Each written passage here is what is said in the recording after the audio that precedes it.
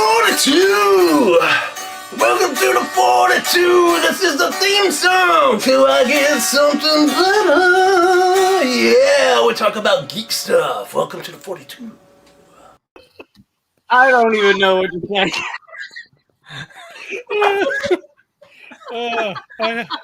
Nice. That was amazing. That was better than I thought. Oh my god! I thought that was going to be a 10-second intro of you just huffing, not knowing what to do. Oh my god! That was great. Just no. Oh no. All right. Well, we learned something new about Chris. He plays guitar. I don't.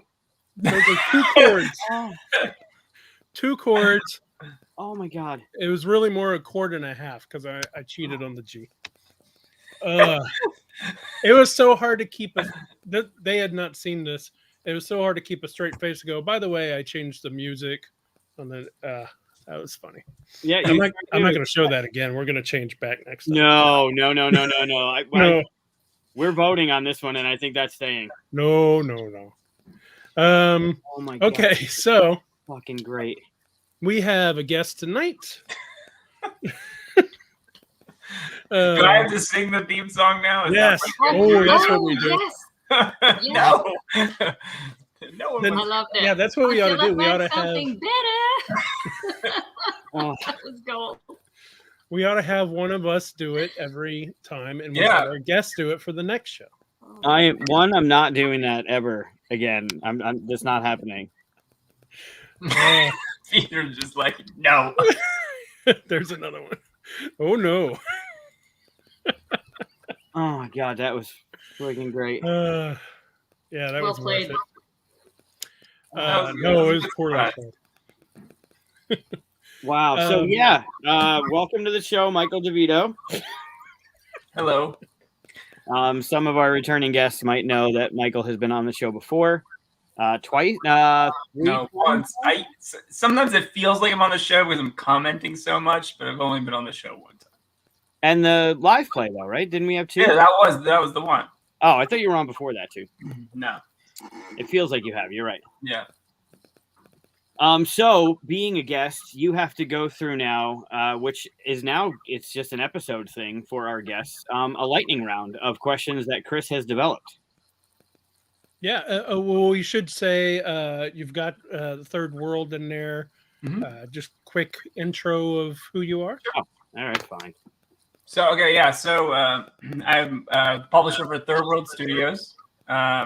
We have been publishing comics for the last 15 years or so. The Stuff of Legend was actually one of our first big hits, which was a New York Times bestseller. Like, we've been publishing that one in particular for about 13 of those 15 years. And it's been fun. It's been a great ride. I think we got into games about 5 years ago. We wanted to make a game based on another one of our properties called Finding Gossamer. And randomly we reached out to Eric Lang via Twitter, and he was like, "Yeah, I'll make your game." Like I was kind of unfamiliar. We played a lot of games. I was kind of unfamiliar with the space actually.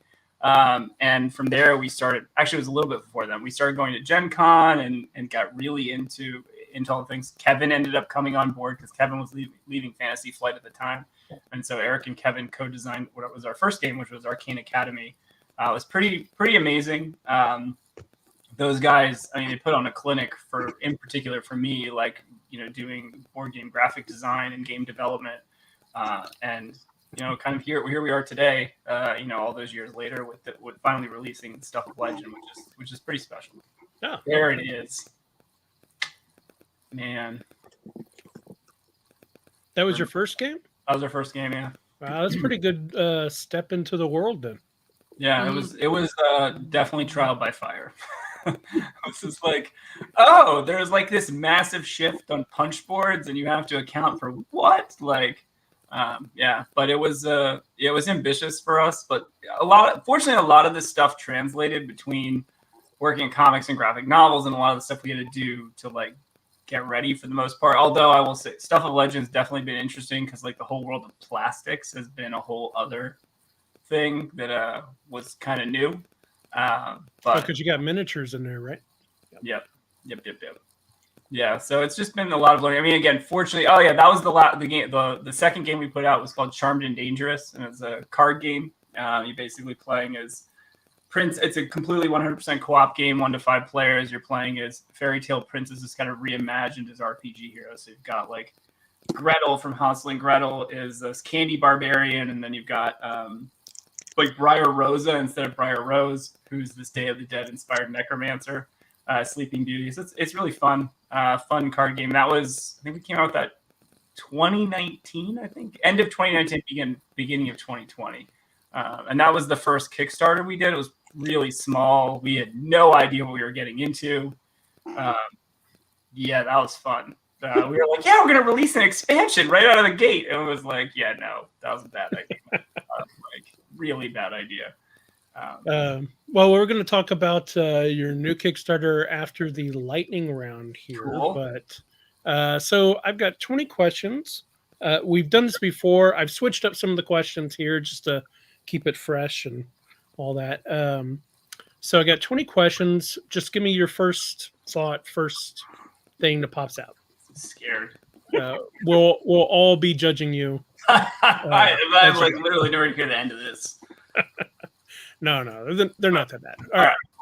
So, if you could have one comic book power, what would it be? Ooh. I'm going to go telepathy. Ooh, that's a good one. I don't think we've had any telepathy. Yeah, it's because most people want to do boring stuff like fly, right? Like Teleportation. Teleportation. That's a good second one. Yeah. All right. Favorite James Bond? Sean Connery. Classic. Sleeved or unsleeved? Depends. I actually like unsleeved better. I like feeling the linen finish on the cards. I want to shuffle it and have it whatever. I don't want that like giant stack of sleeved cards coming at me. Cookie or cupcake? Cupcake. I love every cupcake answer just because of Daryl. Yep. He said no one would say cupcake. DC or Marvel? Marvel. 1 2-hour game or 4 30-minute games? Oof. Depends who it's with, but I would say 1 2-hour game, generally speaking. Triceratops or Stegosaurus? Stegosaurus all day long. Ooh, that was quick. Wow. Deck building or worker placement? Worker placement. Where would you live if your choice was only based on the food? Oof. That's a tough one. Probably Italy, maybe. Hard to go wrong there. I feel like there's some influence there. Let's see. A role-playing game or escape room? Role-playing game. Indiana Jones or Han Solo? Oh, Han Solo. That was quick. Well done. You can time travel to the future or to the past? Probably future. I think future. There's a spider in your house. What do you do? I'm likely, honestly, gonna try and like shoo it out of the house. Most likely. Interesting. Yeah. Say I'll something- pick it up and like, all right, it's time. Unless it like looks really bad, and then I'm like, yeah, that thing's gonna die. Like.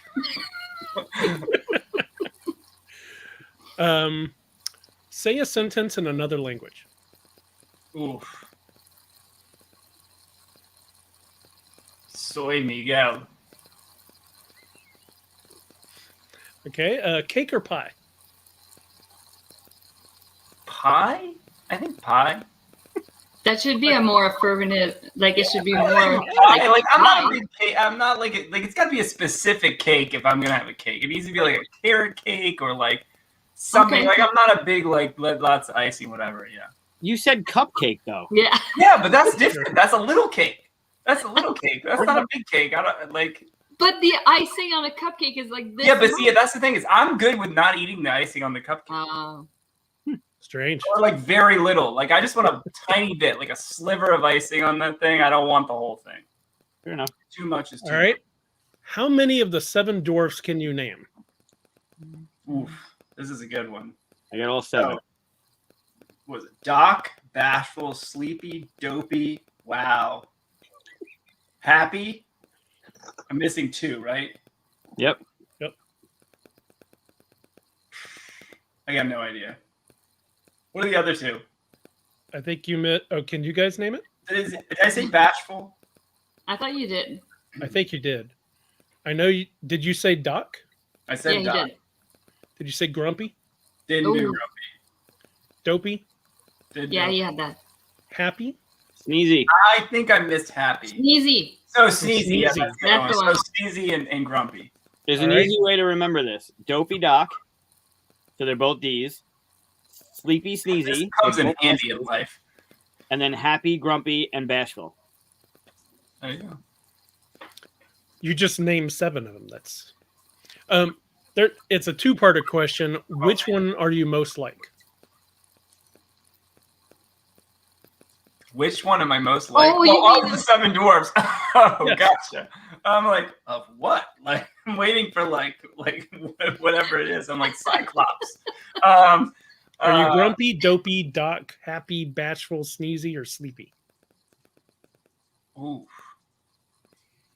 The Doc's not an option, or Doc was an option. Yeah, Doc's on there. It would be Doc. Okay. You have to receive a hug from either Voldemort or Emperor Palpatine. Who is it? Palpatine. Well, that's pretty quick. Yeah. Most people have been going Voldemort. What song was last stuck in your head? The song, the intro to this show, I just can't get it in my head. I just can't. It's gonna be on my Spotify playlist now, honestly. Yeah. Top I of the want it as a charts. ringtone. Yeah, now you know why I didn't want to Mhm. tell you what song was stuck in my head before we started. Millennium Falcon or Enterprise? Millennium Falcon. If you could design a game with someone you've never worked with before and not on this current show, who would it be? Never designed before. Oh, I've been ignoring the comments here. Yes, William said bless you because I sneezed.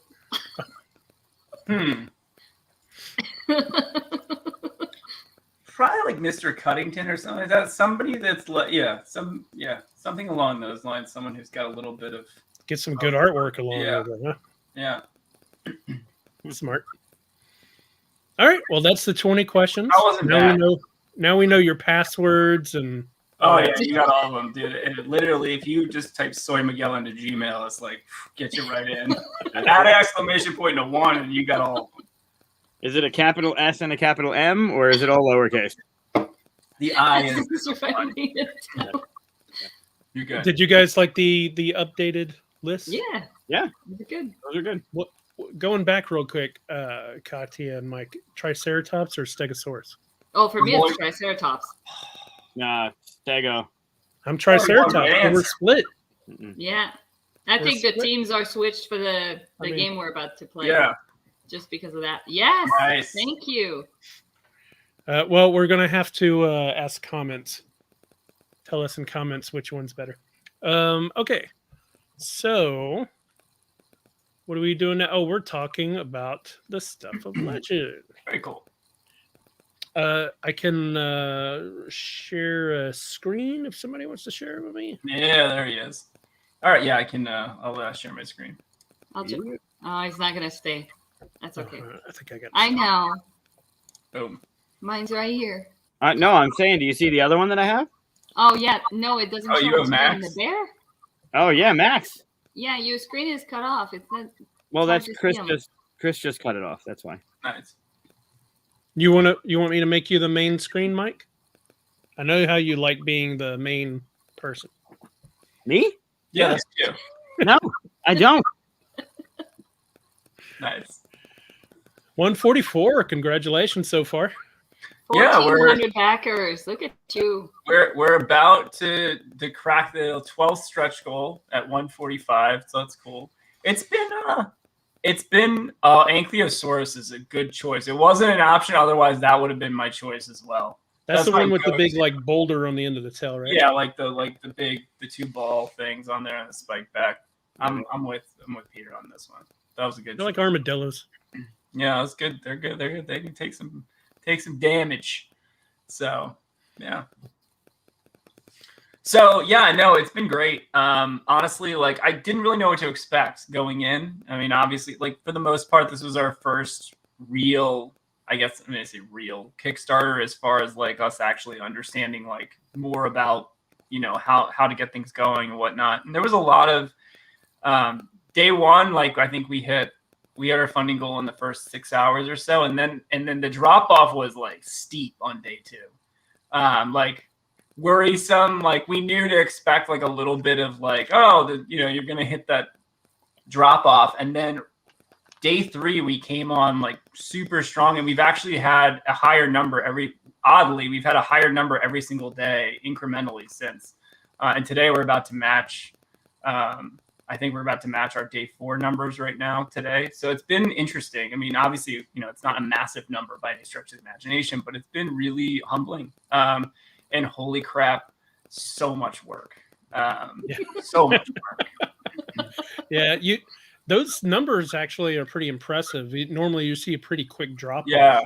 Well, I mean, there's a couple things we did and again, I don't know how much it had to do with it, but one of the strategies we tried to do was rather than hitting day 1 with ads, we didn't really start the ads until day 3 because we figured let's pick up all the organic that we can based on, because we had we had 5,200 subscribers on day 1, so we had a healthy subscriber base going in.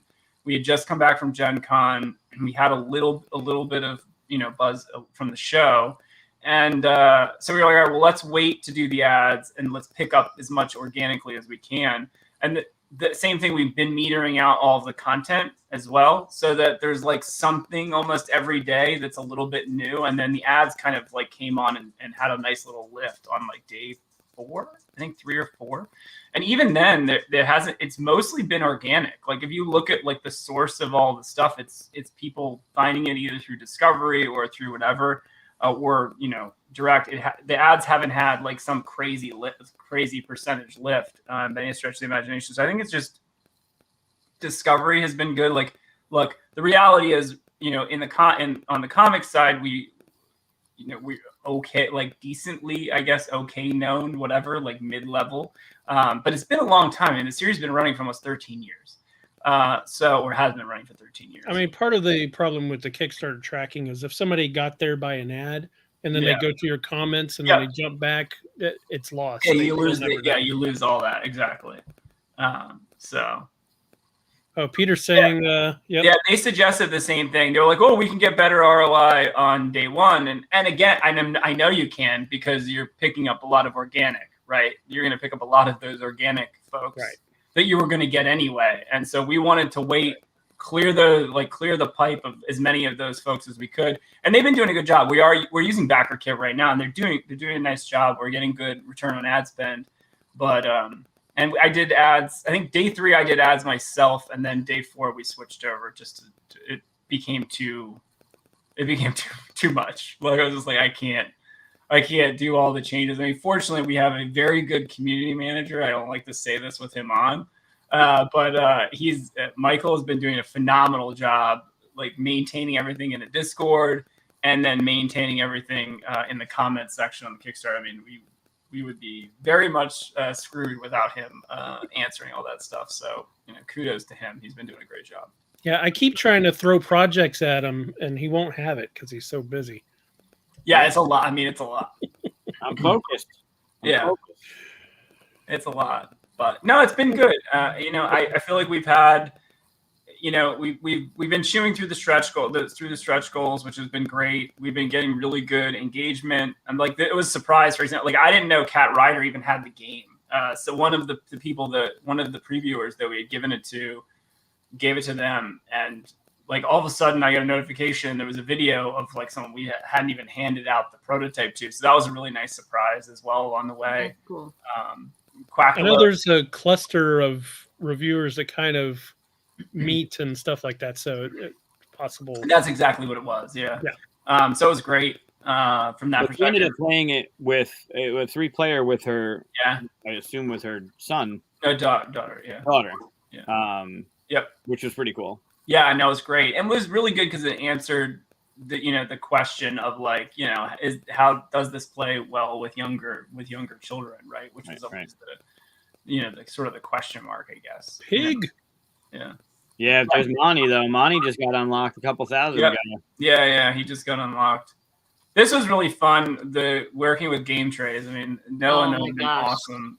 So we wanted to do something really thematic for the Boogeyman edition. So we did these toy chests that like, all right, so when you open the toys, it's actually your toys. You know what I mean? That's really cool. And I think that because that came out, I think it got shown on day 3. Yeah. If I'm not mistaken. So I think that was part of your. Oh yeah, that definitely helped for sure. Yeah. Yeah. Because before we just had the logo, it wasn't ready to show when we got back from Gen Con, and that's the other thing I'll never do again is do Gen Con and then the next day launch a campaign because that was a nightmare. Like I think I got like an hour of sleep. I mean, maybe probably would have gotten an hour of sleep anyway, but doing Gen Con and then driving back and then like staying up, oh god, that was brutal. But yeah, we're excited about the trays.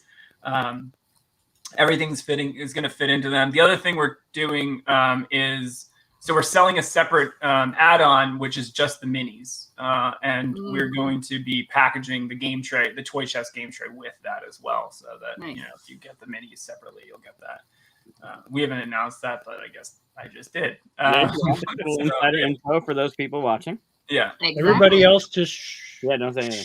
Don't tell. It's a giant secret. Yeah, it's been good. I mean, I spent probably far too much time. Nice. Yeah. I mean, and Peter, I actually remember postponed his campaign 1 week because I went to Origins. I played the game and I was so excited. It was supposed to launch on my birthday or our birthday, Michael and I. Mm-hmm. And then Peter tells me, "Oh yeah, no, we gotta postpone it like 1 week," and I'm like, "No." Mm-hmm. I wanted to so bad. I missed Origins because of that. Yeah, because of dwellings. Yeah. Oh god. I was like, I wanted to postpone so badly. I was like, "Can we do this?" And Kevin's like, "You can't do that. Like, you cannot postpone again." I was like, "All right, fine." But yeah, no, it's been good. It's been really cool to see everybody coming together. The community aspect of it has been huge. The one thing that has been really, really successful, I mean, we straight up, when we saw what Peter did with Flamecraft with the contest and the riddles, like we just were like, hey, somebody needs to do this for us. And it's been great. Like it's been a really good community builder. And we've got hundreds of people in there, doing the puzzles and helping each other. And honestly, it's a really great engagement tool. So that's been exciting as well, for sure. The biggest thing for us has been, I mean, the biggest blockers, you can always postpone for your own safety. Yeah, next time, that's what's going to happen. For sure. Because the people are already signed up, right? Like the people that you got, to click that notify me are going to show up whether you're actually launching on the day you promised or the week later. They'll be there. I mean, I guess I felt like we were just at Gen Con. We gave out these things that had the date on it. Like we're there. Like, and I just didn't want to, again, it worked out. And I definitely think there were some advantages to the fact that we launched and there was stuff that we were able to put, kind of push out. Cause quite frankly, similar to what Peter was mentioning, like I probably would have launched the ads earlier because I would have been like, oh, I need to get these live, but I wasn't ready to get them live either. Like, so it kind of worked out, you know what I mean? But yeah. Yeah, I wonder how much keeping to that date or even telling people about a date matters, because I've been to conventions over and over where you get the little thing and who's on there. Yeah, I'll never. Oh, look at that! Oh, look at you. That might be the first quote I've been on. Might be a second one. I can't remember. This has been the biggest. This has been the biggest not fun part. Yeah. Yes, that's a great pro tip. going forward. That would have been really helpful like 3 weeks ago. Thank you. Yeah. Write a It's book, thanks, Peter. Peter. Yeah. Write a book. The shipping has definitely been the thing that we've definitely been struggling with the most. Or just like we went out to, we're using Quartermaster at the moment, in particular for all the domestic stuff, and we've been talking to them. There's a couple things, right? Like part of it is it's new enough that I feel like not everyone quite understands. I mean, myself included, I'll be honest, includes all the details of that and like the, all of the EU regulations around shipping and whatever. And so there's definitely some noise around that. I would say that's been the biggest, I don't want to say headache, but the biggest, I guess, thing to have to talk around and explain and get all the details on. I mean, and I'm sure that's, all campaigns, struggle with that, but that's because it's new too. Like it wasn't like that a year ago. Well, it's So new now and it's different for everyone. Yeah. And now people are getting added, 20% to the price of the Kickstarter, and they're getting upset. But it's like at the same time, it's like, what are we supposed to do? Yeah, I mean, it's like somebody's got to pay it. Like we're not shipping from within the Europe, so we have to try and find these hubs and whatnot. But you still have to collect the taxes because you're going to have to pay it when it lands there. So it's like, I don't know how we're supposed to get around it. And I mean, at the end of the day, I think when I order something online, because I'm in Canada, if I order something from the US and it's a significant item, I'll have to pay duty on it, which is basically the same thing. You're going to have to eventually learn to, it's part of the purchase price. Yeah, no. And I think that's been the biggest. Yeah. I mean, there's some people that have been, unfortunately, Michael's done a really good job with the responding to them, but it's, there's like nothing we can do about it. Like, I mean, like you can eat it and like destroy profitability, but like, that's like realistically, like, not that many companies are going to do that. I don't think, we are looking into ways. There are other options, and there are conversations that are happening this week with other people that are going to help alleviate that problem, which we'll announce once we know a little more solid detail on who and what and how that's going to happen.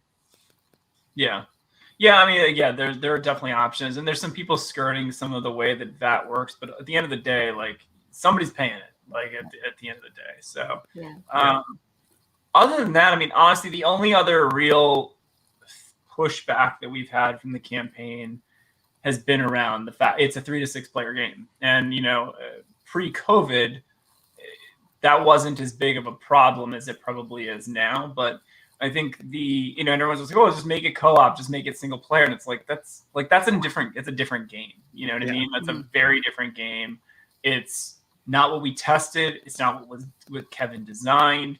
And for those of you who don't know, so the game is designed by Kevin Wilson. He did Arkham Horror, Descent, Android, Civilization, you name it. I mean, it was very explicitly designed for the 3-player count. It relies on the tension between the players. So you can play it single. You can play it single player. You can play it co-op, but it's not going to be the same game experience. But it doesn't go with the theme either. I mean, no, not at all. For those that don't know the series, it's what did Daryl say? It's a Toy Story meets Saving Private Ryan. Yeah, the boy gets kidnapped by the boogeyman, goes into the closet, which is the dark, and the boy's loyal toys go into the dark to save him. But throughout the story, the boogeyman corrupts the toys, and the toys betray the boy. So the way that it's working in the game is you have to have that social deduction, but there's ways around it. But you have to have that interaction with people in the game, or else it's not true to the theme. It's not true to the story. Yeah, I mean the trader mechanic is really it's a critical piece, and like I appreciate the fact that people like the theme of the book or like the story and want to play, but at the same time, I mean, we were like day one, we were like, look, there is no single player, there is no full co-op. And we put it like it was the very first FAQ that we created, or those 2 FAQs. And we're like, this is what the game is, and this is what it's not. And some people don't love that, which is totally okay. Like, it's not for everybody. But right. Not every game is, right. I'm glad to hear why it is that there's the link between the comics and the game, and why that trader mechanic is so important, because I haven't read the books, so I don't know how integral it is to have that be part of the game. The good thing with the game, I mean, Kevin designed the way the game is designed. Like, if you never read the source material, you can totally play. I mean, perfect example. Like Chris, you never read the books when you played the game, and it's totally fine. I can't read. Yeah, but yeah, in fact, there's a really good video actually that Jesse did from Quackalope, and it's about he read the book. He's actually, I think, going to be running a video here soon. But he read the book, and it's like a 15 and really well done, like 15 to 20 minute thing about the comic and how that informed the book. And it was pretty awesome to watch actually, because I was like, wow, he gets it. Like, this is awesome. Yeah, it's very. If you've read the book and you play this game, it like the mechanics and the mechanisms, they are really on point with, I mean, Kevin's design from a thematic perspective, he just nailed it. I mean, every character plays how they are in the book from their strengths and their weaknesses, because every character has a strength and a weakness that gets triggered. The traitor mechanic changing from being a traitor to redemption and being loyal, like, it's all in there. And it's cool if you play the game and you never read the book, but if you read the book, it really adds this extra layer of like, oh my God, like, he did such a good job designing this. So I'm kind of curious. Oh, sorry. Oh, sorry. Go ahead. I was wondering, so did Kevin read the comics first and then designed it? And did you seek him out to design this game, or is that something that kind of... So what happened was, Kevin and Eric had come on to design Arcane Academy for us. And originally they were going to co-design Stuff of Legend together as well. Like, we kind of were like, hey, what about this too? Like, and they had no idea. They had never read it. And so we had sent them the graphic novels because they were already working on Arcane Academy, and they were like, oh, this is great. Like, we'll do this, right? But then, Eric went to come on and like all kinds of stuff. So Kevin was like, all right, well, I'll take the design on. It's very different from what it was when they were co-designing it to now. But I mean, honestly, this game's been in development for probably 4.5 years, maybe. I mean, it's gone through a lot of iterations, and it's easily 4.5 years. Yeah, I played it years ago. I played it maybe spring with Jason, spring of 19, maybe end of 18. Yep. And the other thing is, so we just released the 5th volume of the series, and one of the things that was really important to me was making sure that came out before this game came out. Because to me, it was really important. The comic book, the fans of the comic book series nobody's happy the series not done. Like, there's one more volume of the series that we're still actively working on, right? But I felt like if we released this game before we gave everyone volume 5, like, heads were gonna roll with regard to like, why are you working on the game when you're not working on the comic book series? Even though, like, it's not like, for example, Mike Raich, he's the writer, and Brian Smith, they like approved like some story stuff for this that we worked on, but like there really isn't a lot of overlap, other than Charles did do some art for us for this as well. But for the most part, it was a completely separate section of our team that worked on the game. But perception being reality, we needed to make sure volume 5 went out first, and it finally published last year, so we felt good about bringing this to market. Kind of Games of Thrones-ish, right? You needed to get a book out while the show was going. Yeah, exactly. So yeah, so it's cool. I mean, we're getting there. We actually just hit our next stretch goal. So we just unlocked the next stretch goal. So just cool. Like that. Yeah, just like that. Scroll to the top, and we got us another stretch goal. I thought it was 45.5 though, isn't it? Oh, is it? I didn't make the update. I'm pretty sure. We just need a couple people watching to go and... Yeah. Yep. Oh, you're right. $500. My bad. All right, we're less than 400 away. Yeah. We're fine. Why the 0.5? Just out of curiosity. There was I don't remember actually. We actually did this 2 days ago. We set the number, and I don't remember. Nate was our Nate Murray, who actually has been also hugely helpful, in this process. He was so he used to work for IDW Games. Back when Pandasaurus was there for like Machikoro and all their stuff. He helped us bring Arcane Academy over, and of course, then he went on to like help run the games division for Indiegogo. He's been attached to a number of different projects, but he's basically been our tabletop manager, helping us like, you know, just with a lot of like the back office stuff and setting up some of the deals and things like that. Like right now, he's working with a lot of localization partners to try and figure out what we're doing on that side of things. I don't remember what it was, but we added the 500 for a reason, and then it goes away. But yeah, there was like almost all the stretch goals are based on some sort of like we're mathed out based on, okay, if we do this incremental work, the art's going to cost us Y, or it did cost us Y, depending. The production's going to cost us X. The molds are going to cost us this. And so we tried to benchmark them there. There was a little bit in the time where we got a little panicky in the very beginning and broke those rules for sure, because we were like, we gotta get this out there. It's for the most part, it's all been based on, like, for example, Michael keeps wanting us to add more minis. And I'm trying to explain like the economics of the minis and the molds and how many sales we need to make to be able to add those minis. But I get it. I understand the back end of it. It makes sense, and I'm working on the community. I think we're gonna come up unrelated to this, whatever that was. We're gonna get a stretch goal made that will get the toy minis in addition to the dark minis added to the game. I think we can pull it together. Yep. Yeah. Well, if we can hit your number, then I'm all about it. Okay. Yeah. Challenge accepted. Yeah. Hopefully they're all watching right now too. Nice.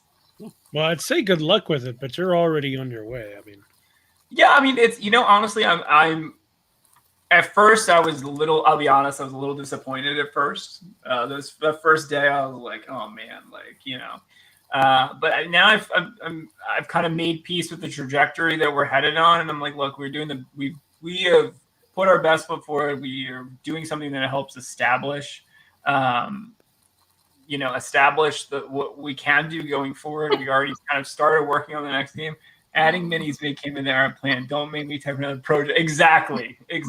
That's what I keep trying to tell him. So yeah, we already have all the minis planned that are supposed to be coming out. Hopefully we get to the point where we get to release them, but we'll see. It's at this point I'm happy with things. I'm happy the strategy, the delayed strategy on the advertising is working. I'm happy to see we're getting more and more coverage, which has been fantastic. A lot of people have come out and made really good suggestions. Honestly, we probably put way too much weight into this, but it was fun. Like designing it, I watched like Bauer's videos like religiously for a week. Like, and I was like, we're gonna do this, and we're gonna do this, and we're gonna do this, we're gonna do all these things, and then it was awesome. Like we literally watched the live stream when he was, and it was like nailing each of the things, which was awesome to watch. I disagree with him on a few things every time. Yeah, shipping to me is one that like there is no publisher putting shipping at the top. I love you, Bauer, but shit ain't happening. Like, no offense. Shipping belongs at the bottom. Everybody expects it to be there. Yeah. The problem is, and I had this conversation with Katia earlier and Michael as well. Like, it's a tax on fun, right? No one wants to pay shipping and VAT. Nobody does. Zero people want it, regardless if it's shipping $6 or $20 or $500. Nobody wants to pay it. And so putting that at the top before you have sold them, maybe on what it is really bad and dangerous in my opinion. But every graphic he comes to, this should be at top. This should. Like it's basically rearranging it to be what it is at some point. But yeah, no, I get it. Like, but again, so many good things. Like for example, for example, the way the FAQs, like honestly, I would never have noticed that if he didn't harp on it for every person that didn't do it. And it makes total sense, you know, like we tried to like be pretty minimalistic on a lot of things. That's awesome. Yeah. See, that's all he's doing. Taxing all the fun.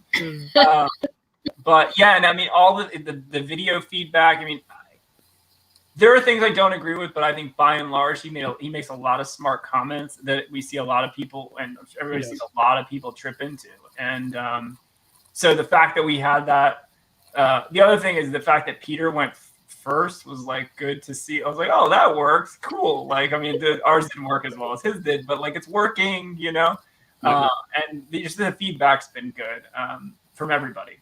You know, it's all helpful. Like, and a lot of the fans and the people backing, they're well intentioned. Everybody's well intentioned. Like, everybody just wants the game to be what they want it to be, and within reason, we'll give them that. But at the end of the day, like, we set out to make a very specific game. We're making that specific game. It's not going to be for everyone, and that's okay. That's a great attitude. Yeah. It's much better than when people bend over backwards and overproduce stuff and make things that nobody's really asking for you. Yep. And do people have a way? So right now, if people, let's say, are on the fence, do they have a way to go and try the game on? They do. So there's a couple things. So Will, who actually is calling Peter out for his cute dragons right now. So Will Escrow, actually, we run. I think he runs several times a week demos where he's walking people through the game. It's available on Tabletop Simulator at no cost. Like, I mean, obviously other than Tabletop Simulator, but you can download it, play it on your own. But we're also running, you know, we will play demos. And honestly, there's people in the Discord who are like, hey, can you run me through? And we've been more than happy to run people through. Nice. So it's been hard. Been good in that one. I don't have it in there right now, but as soon as we're done, we'll put the link for the Kickstarter in our description. Fantastic. We should put the link to their Discord too. That's a good idea. People can sign up for Yeah. Mike will give those to me, I'm sure. What am I writing it down right now? No, I'm writing down the winners of that Jester promo. I was not listening to Chris. It's a running theme. I usually don't listen to Chris. What was he saying? You're supposed to go links. I was saying, give me the domains, the URLs to your Discord, their Discord, and sure, the Kickstarter to put on the descriptions. Absolutely. For everyone who watches afterwards. Cool. All right. Well, thanks for showing that.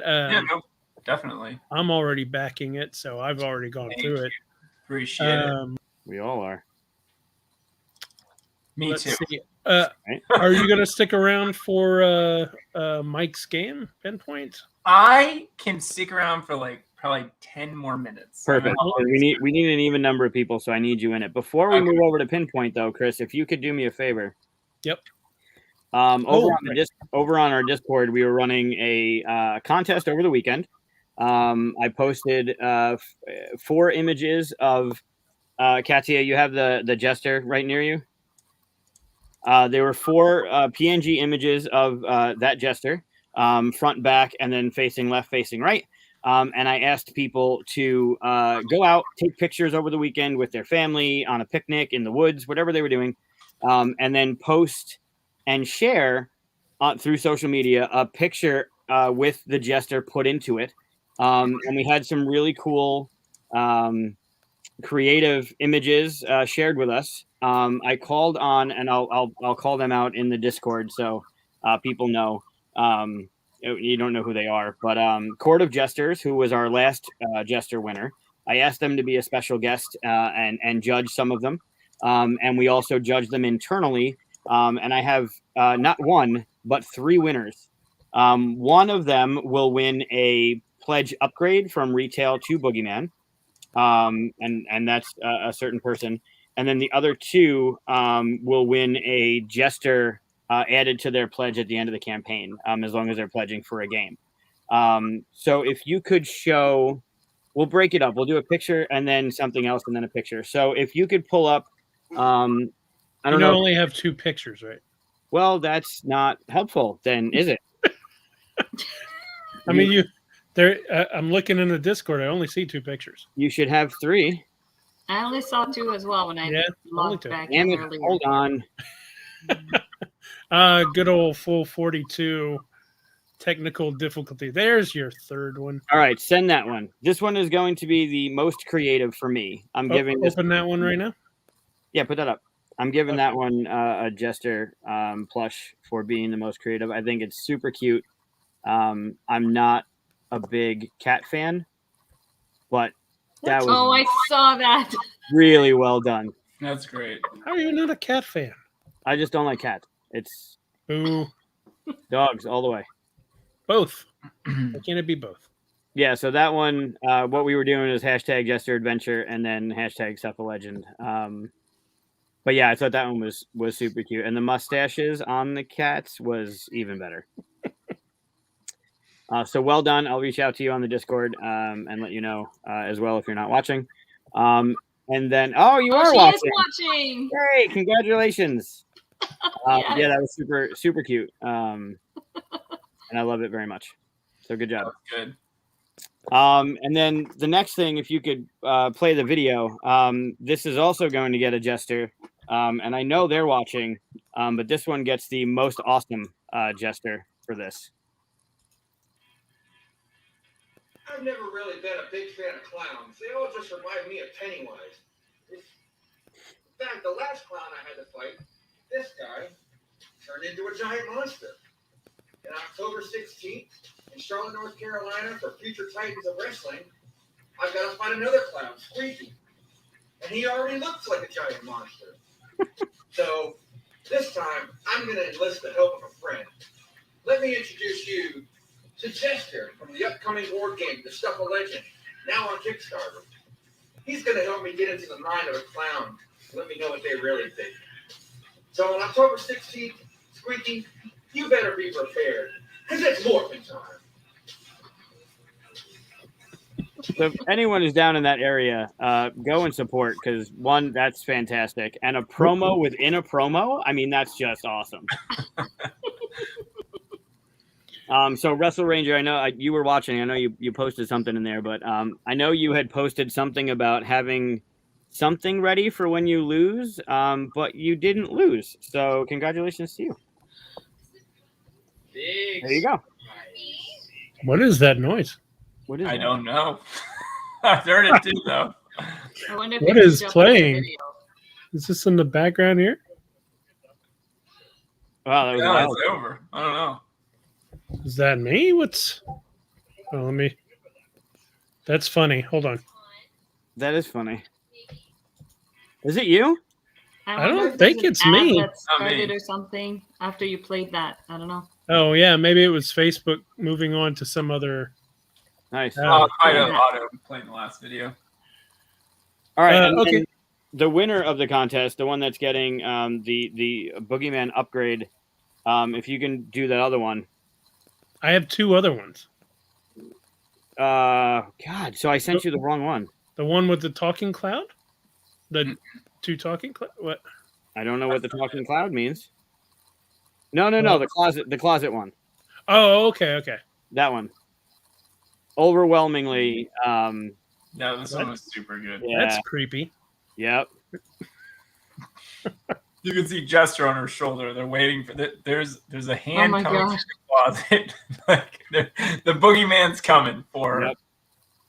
So that one was just on theme, and I think somebody on the team called it terrifying. So I'll let them know in the Discord. I'm assuming their first name is Josh, but Josh, congratulations. Well done on that one. Mm-hmm. That was good. Yeah.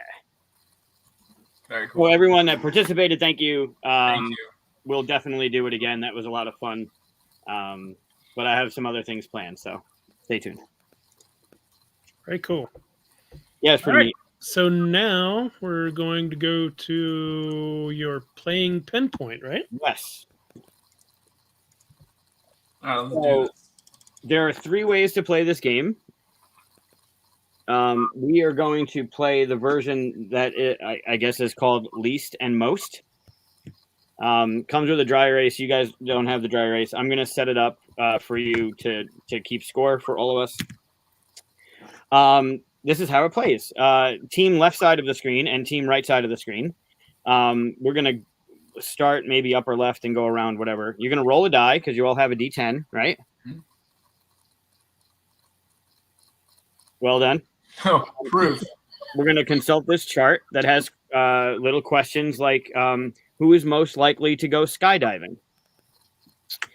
And then you and your teammate, without talking, obviously, have to fill out this chart, which you don't have, I have, but it's a chart from 1 to 10.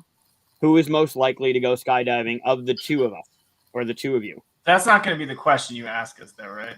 No, it's going to be completely random. Okay, because I don't want to do the skydiving question. All right, It should be worth noting. Can I just put this on Caveat. Yeah. Michael and I have only met one other time, which was on the show. Perfect. And you and Katia know each other very well.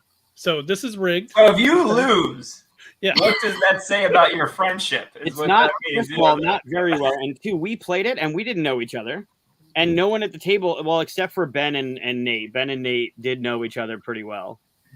But yeah, it's better when you play without knowing each other. Anyway, this is how the point. I don't think it is. I feel like this totally is better. Very much. This is like playing Taboo and you don't know the people. Like Taboo is like you got to know the people you're with. You have all those inside comments and jokes. It is critical to playing Taboo. This seems like that kind of game. Just saying. No, this is totally friendship building at its best. Okay. So this is how you're scoring. You're going to score. So if the question was who is most likely to go skydiving, you were going to come up with an answer from 1 to 10. Okay.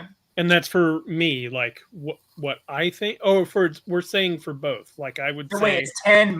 10 is most likely. 1 is least likely. Right. But like you're going to put your name here, and the other one's going to put your like it's going to be Chris is on one side of the board and Mike's on the other side of the board. Okay. And so I'm writing. Like I'm a 6, he's a 5. No. You're only going to circle one thing. So, for instance, if this we need an example because this game is this is like more confusing than playing Vast the first time. Okay. So here's what you're going to have down. All right. So if the question is who's most likely to go skydiving, Chris, where would you put a number? Mike, don't say anything. I don't understand what he's doing. Yeah, I don't. If you put a 1, that means you're most like there's no doubt in your mind you're the person that's going skydiving because DeVito wouldn't do it at all. If you put a 10, then that means there's no way you're doing it, that he would absolutely do it. And then anywhere in between is like, well, maybe he would. I think maybe I'm more likely. Make sense? I see. They shouldn't have numbers in there because that gives it a scale that, okay, well, I'm not going to. Yeah, let's not rip it apart. We're not going to game design this. Yeah. All right, so Chris, where would you put a number? I don't know. I'd make it a 6. Great. So you would say it's a 6. And then DeVito would be like, all right, I don't know Chris very well. I know I wouldn't fucking do it. So I'm going to give it more on, where would you go? A 5.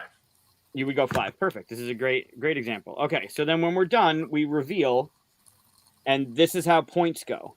If you get the number correctly, you get a point. If it's within 1 away, someone screen capped this, by the way. You also get another point. And if it's on the same side of that little dash, you get another point. I know the number scale is misleading. All right, as usual, I didn't listen to Mike. So I wasn't listening. In this example, you get 0 points. Why? Because right next to you get 1 point because you're 1 away. I lied. So you get 1 point. Right now, I'm even more confused. You get 1 point if you're 1 number off. You get another point if you're exactly on, and you get 1 point if you're on the same side of this little split. Oh, I see. Okay. Make sense? All right. Sure. So then do we have to have the names of the people on the same side so that we know which one's least and which one's... No, because so what I'm going to do is I'll put... All you're going to need to do is write down a number. Are you going to see the number that we write down? When I ask you to reveal it. Oh, so I shouldn't put the paper underneath my keyboard, which is underneath the tripod, which is okay. Yeah, okay. So my question is, for example, if you say of the two of us, who is most likely to go skydiving? I need to attribute a name to one side. Right. So I'm telling you this is what I'm going to do. For you and I, you're on that side. I'm on that side. I'm on the line. Okay, that's the part I was missing. Okay, so if she's most likely, it's a 1. Correct. Wow, the number scale is totally awful. Like awful. Like I didn't understand why. No, it's so bad. Yeah, it's so bad.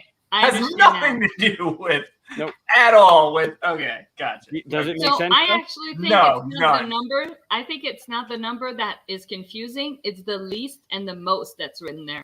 That's because it indicates the same thing as the number, right? It makes it 1. Right. I was thinking 1 is the least and 10 is the most, but it has nothing to do with that actually whatsoever. Who is most likely to mess this game up? Yeah. I mean, so now if I'm set up this way, then that will work, right? So do we have to both be set up the same way? I think so. Otherwise, it won't work. All right, so you want to be on the left and I'll be on the right? Sure. We'll be like this. Okay. Yeah, this is the way I have you guys set up. Wait, you want me to draw that? No. I have it. I'm just going to need you to figure out number-wise when I ask you a question. We're coming with you. So just say a number. Okay.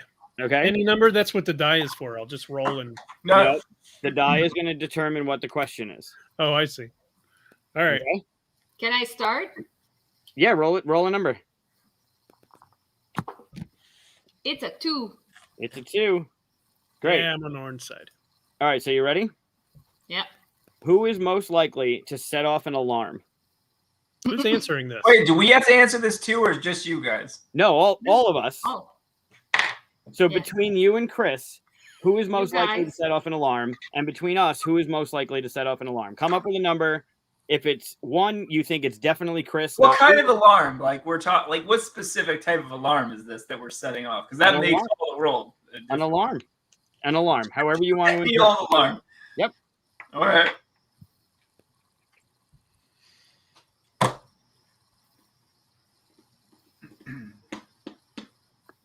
All right, you ready? Mm-hmm. Yep. Yeah. Chris, what number did you pick? 4. Okay, Mike, what number did you pick? 4.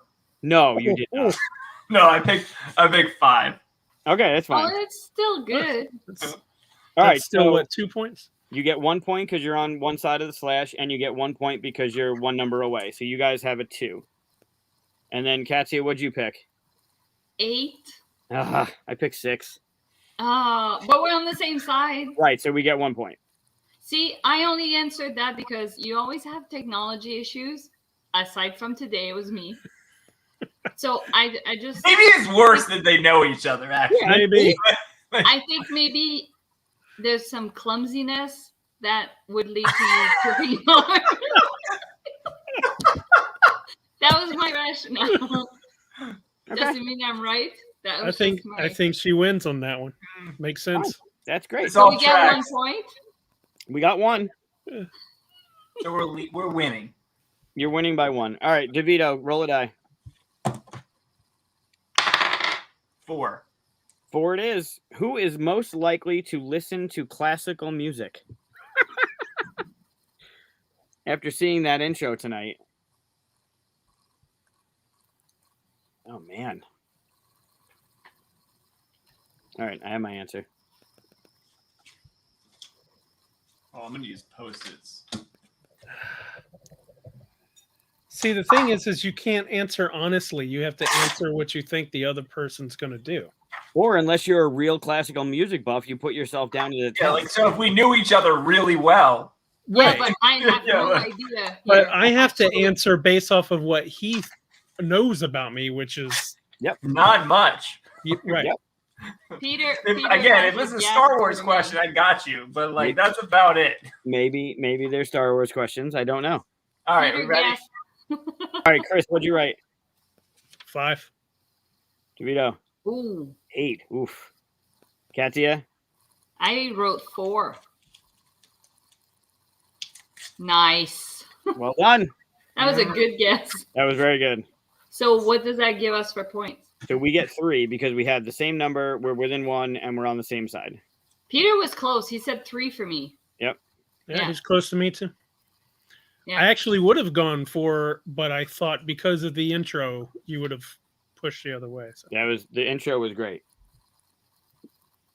Do you remember what we play up to? I don't know. What's our score? I'll tell you. No. Also, we're 2 rounds in. You should probably know that by now. Just it depends on when Michael has to leave. So maybe 5 rounds, like 3 more. No, because just say he has to leave once they get the lead. I'm not doing that. No, just set it now that it's 5 rounds. Oh, and then you let him go after. Just like it by ear. 5 questions. Put it by ear. Put it by ear. All right. Yeah. All right, Chris, roll it out. Oh. 4.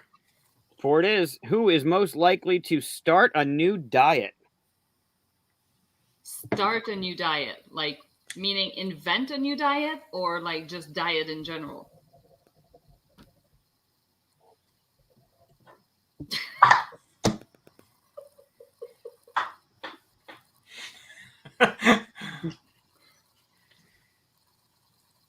Okay, I'm in. All right. So it's like not a good one. It's like what? Like Nope. okay, It's okay to be mean. Chris, what'd you do? 3. I went 3? 4. DeVito went 4. Yeah. You should have been a little bit meaner. So you got If I'm going on a diet, like there's nothing left. Like this, I know like, that's close. I'm emaciated already. Yeah. Like You're a scarecrow. you get 2 points. What'd you write? I went with 3. Oh, I went with 4. Close enough. Peter's get right 2 about me points? again. I would have put 2, but I thought he won't be that mean towards me. right. Right, so you're overthinking. That's fine. No. But he was right. He was I right. Though. went closer, yeah. Oh, gotcha. Okay. Peter's pretty good. Yeah. He's Well, an he- honest he's- player, is what he is. He's an known me honest for like 9 years, so yeah. Well, he doesn't know me that well, but he's still guessing really close. I'm doing all right. dude. There's no way I could stop eating bread. That's just not happening ever. Yeah, I can't. Yeah, Never. never. Especially if you're moving to Italy for the food. Yeah, no. I've done it before. Yeah, you kind and of I tipped did your lose hand weight. there. But All right. Let's go back to Katia. Roll a die. Eating only 10. bread. Too. 10. If you only rolled a 1 and a 2, it'd be who's most likely to play a board game. All right. Really? 10. Oh, wow. Who is most likely to be in the wrong place at the wrong time? I don't know how this one's gonna go. Oh, man.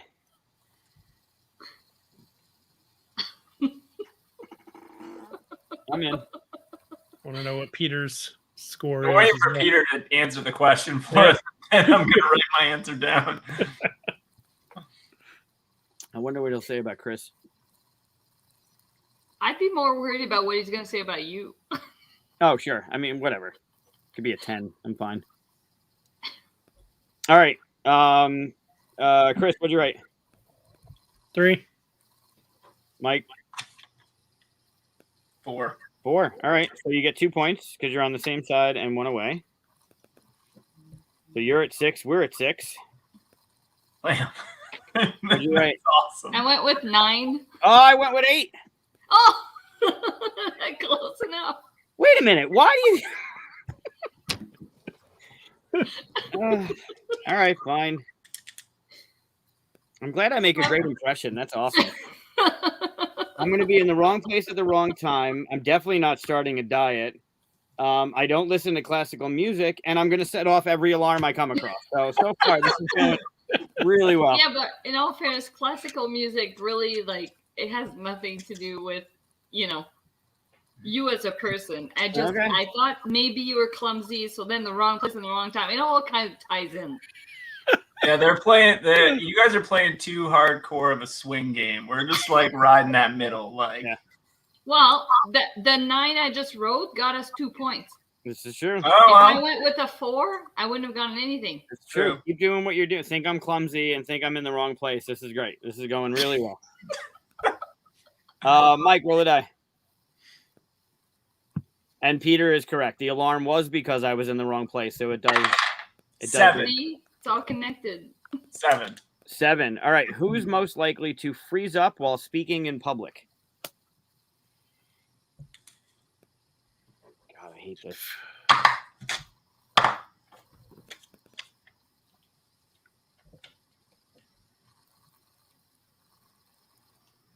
Oh man. All right, I'm in. All right. Mike? 2. 2. Chris? I put 5. Okay. Oh, Ooh. Yeah. yeah, I was trying to go all in. I was. Yeah. Well, the hard part is like, I have a show and that's all you really know about. So Yeah. that's public. So I didn't think you'd go that far over. So Seriously, Peter knows me like look at nobody's. think it's crazy. I wrote 4. So Peter is correct. Wow. Oh, nice. We got another 2 points. So we're at 10, Wait, what are we at? 7. We're close. We're nipping at your heels. I think it is kind of working a little bit because he went a little more harder on me in that time, and that's good because I actually thought it was more that direction. I was trying to ride his being nice to me thing, and it's starting to wear off. Starting to wear off now.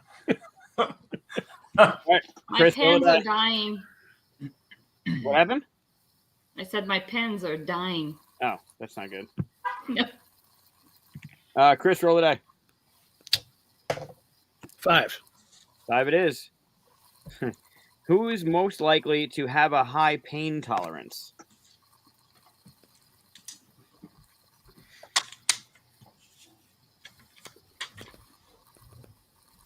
I think we all know the answer to this one. Do we? I think so.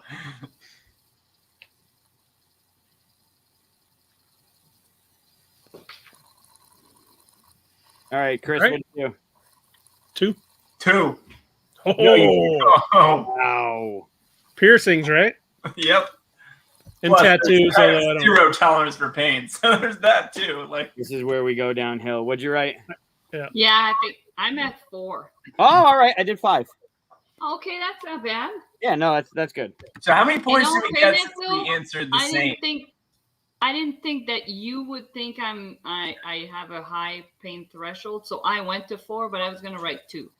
Oh, good. Well, I'm glad you went to 4 because tattoos have a high threshold of pain. So Yeah, and I have several, and on top of that, I also live in the way colder temperature that Corey pointed out, and I just really have a high pain threshold in general. perfect. So Well, it worked I out. just knew that, but I toned it down because I didn't think you'd know that. Well, it worked. So yes, it is a close game.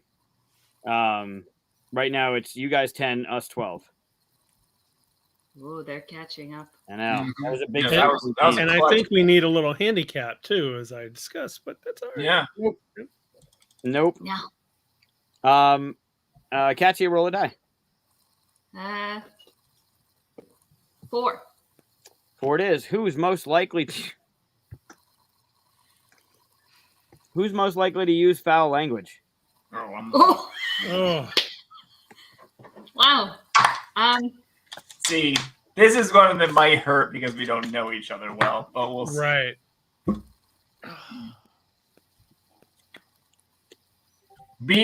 Just go all in. Don't go light on this one. Okay. Oh, Peter. You're so cute. If he wrote a 1, it's because I'm not swearing or because I am swearing. No, he thinks you got a potty mouth. Yeah, 1 means you have a dirty mouth. Yeah. You're Canadian, Yeah. so yeah. Wow. All right. I think can I say my answer? Yeah, do it. Yeah, I think Michael's worse. I mean, I have a potty mouth, but Michael's worse. So I put 6. Oh, I put 7 and I just changed it from 6. God damn it. All right. But that's good. We got 2 points for that. So And we did not get any points for ours. No, we're on the same side. Oh, we're on the same side, so we get 1. Hey, you got 1. All right. Yeah, we're I'm- I I'm thought that much Peter worse went than one, I am on meaning, this like, show. I don't swear a lot, but yeah, like I'm from Quebec, so it's like in my blood. No, it works. Yeah. All right. I'm from Texas. We invented some words, so It's also we're Oh, Italian. I'm sorry, but like Not our all. base language includes probably 10 different swear words. You guys only have 2. yeah, but they go real long. We draw them out. Mike, roll a die. All right, here we go. 10. 10, 0. Who is most likely to survive the longest during a zombie apocalypse?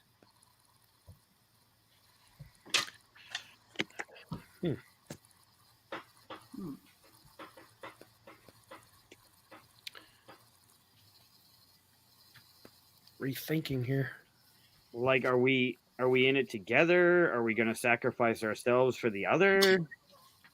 Who do I have to eat? Or is somebody getting like pushed? Yeah, someone's getting shot in the leg so they limp and get caught. Absolutely. I don't have to outrun the zombies. I I was just have just to gonna outrun say- you. Yeah. You only have to outrun the other person. I love Peter's response. Uh, All right, we ready? yeah. No. 2. See? All right. Oh, You got 2 and Chris got Peter. 4? oh, I'm so disappointed in Peter. All right, you guys got 1 point. I went with 5. Oh, God damn it. I went with 7. No Ooh. points. That's a big Nice. fat 0. Yeah, that's huge. I I'm actually scrappy, kind man. Wow, what the hell? I didn't think that anybody would think that they wouldn't do well in the zombie apocalypse, so I kind of pushed it towards you. So I went with who would do best. And I thought you would survive longer in the zombie apocalypse than I did. Well, and that's kind of the thing is, I'm pretty sure I can outrun you. Yeah, but That all is he, one all he has to do is trip you. Yeah, and you're done. Game over. Like, and he would trip you. Bring it on. Okay. Hopefully there isn't a zombie apocalypse in your future because you're not making it. Yeah. Peter, you crack me up. Chris, roll the die. Oh, see, that's nice. 2. 2 it is. Who is most likely to get a tattoo?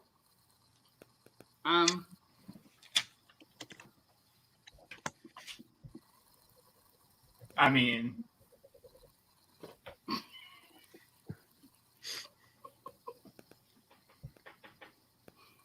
are you ready? Write it down. Come on, let's go, Michael. Enough's enough. All right, I got it. All right. Chris? 1. 2. Wow. So 2 points for you guys. 14. This is becoming a comeback, and I don't like any bit of this. I went with 5 because I have my next one booked. God damn it! I went with 6. You didn't score anything again. We got 1. No, We're 1 it's away. 1. Oh, you're 1 away. Gotcha. All right. So it's 15-14. We're winning. Do you want to call it? I know you got to go, Mike. We need one more round. All right, roll it then. It's on you. All right. There we go. So wait, is this then the last round? Because we should determine that Yeah, now. are we calling it one more or? one more. Yeah. Well, what, is that one more round? Or one more Like this turn? is the last round? You call it. One more card, you or want? you each roll one more. We each do one time. Okay. Okay. I So got a 6. you got a 6. Yeah. Who is most who is most likely to trust the wrong person? Oh, damn. Fuck. This one's a tough one. Yeah, That this is one tough. It's hard because we both kind of trust Mike, right? So Suckers. It's true. You're all I feel like suckers. we're like right down the middle.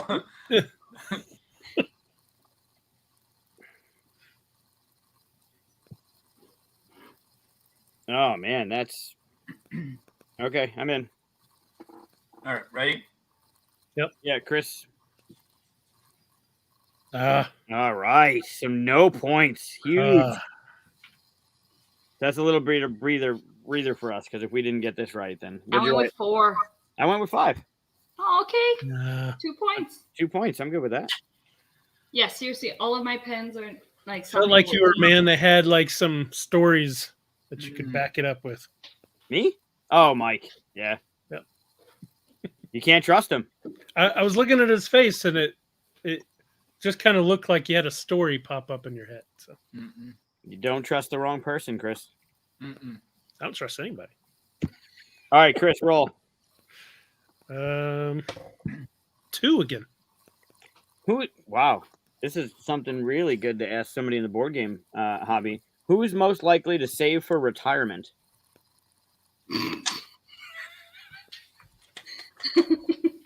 Oh my god.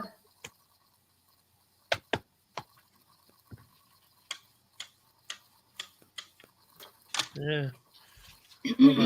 Hold on. Michael, do you roll at all during this? Like when we said a full round, do you get a roll too? I haven't rolled. I'm letting you three roll. Okay, so this is the second to last round. Correct. You'll have the last one. Okay.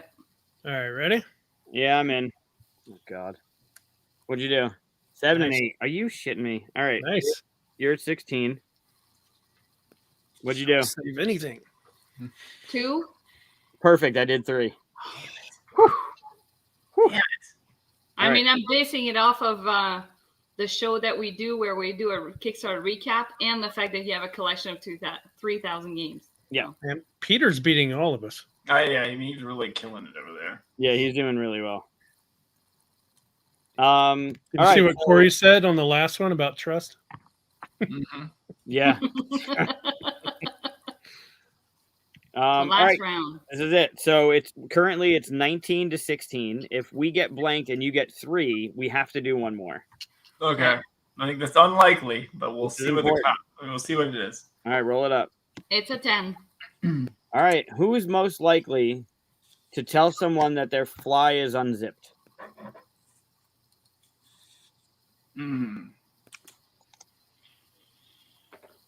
Wow.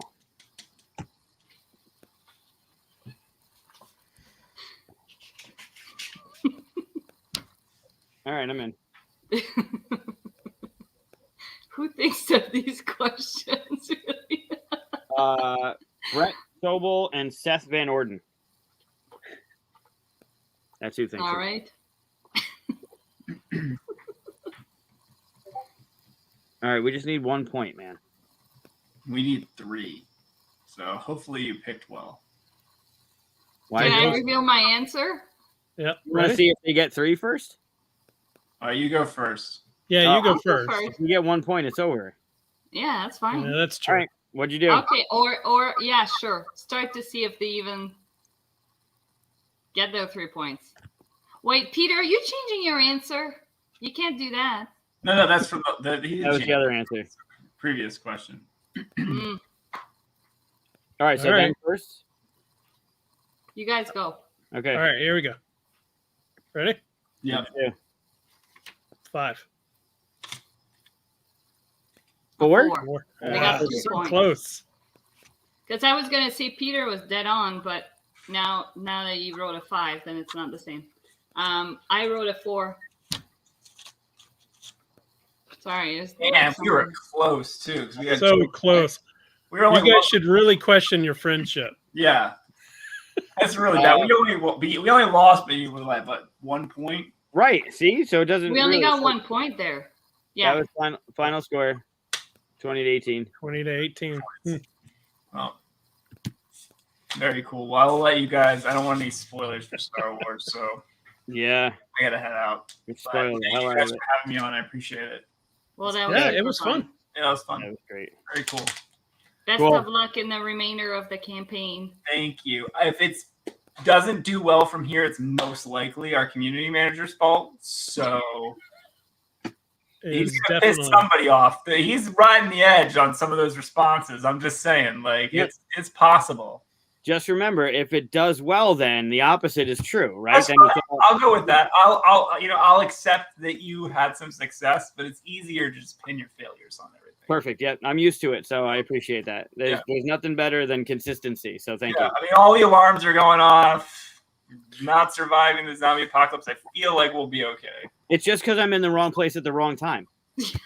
Exactly. Right. I wouldn't even be involved in the apocalypse. It's just somehow Yeah, I I'm managed out. to escape I'm out. right off the bat. Yep. Okay. Yeah. Michael Well, was in 'cause the you wrong run so place at the fast, wrong time. apparently. So All right. Well, thanks, guys. I appreciate it. cool. Thanks, Thanks Mike. for stopping by. Enjoy. Thank you. Bye. All right, so we are going to. That was a fun game. That Not was bad, really right? fun. We are going to play, or not play. We're going to talk about the Star Wars Visions. We'll do this pretty quickly because if you haven't seen, we're only going to talk about the first episode. Okay. And I'm going to keep this banner down here while we talk about it, so you can mute us if you're watching live. And once it goes away, it'll come back if you don't want any spoilers. But just talking about the first episode. So if you've seen the first episode, you can stay and listen. or skip ahead. Either way. So all three of us have seen the first episode at least, right? I got two Yep. under my belt. Same. I watched the second one. Yeah, I hadn't seen the second one, which is funny because I watched the first one first and told you guys you need to watch it so we can talk about it. So what are your thoughts on? I want to take a second here to bring to attention that we are ahead of you on something. For once.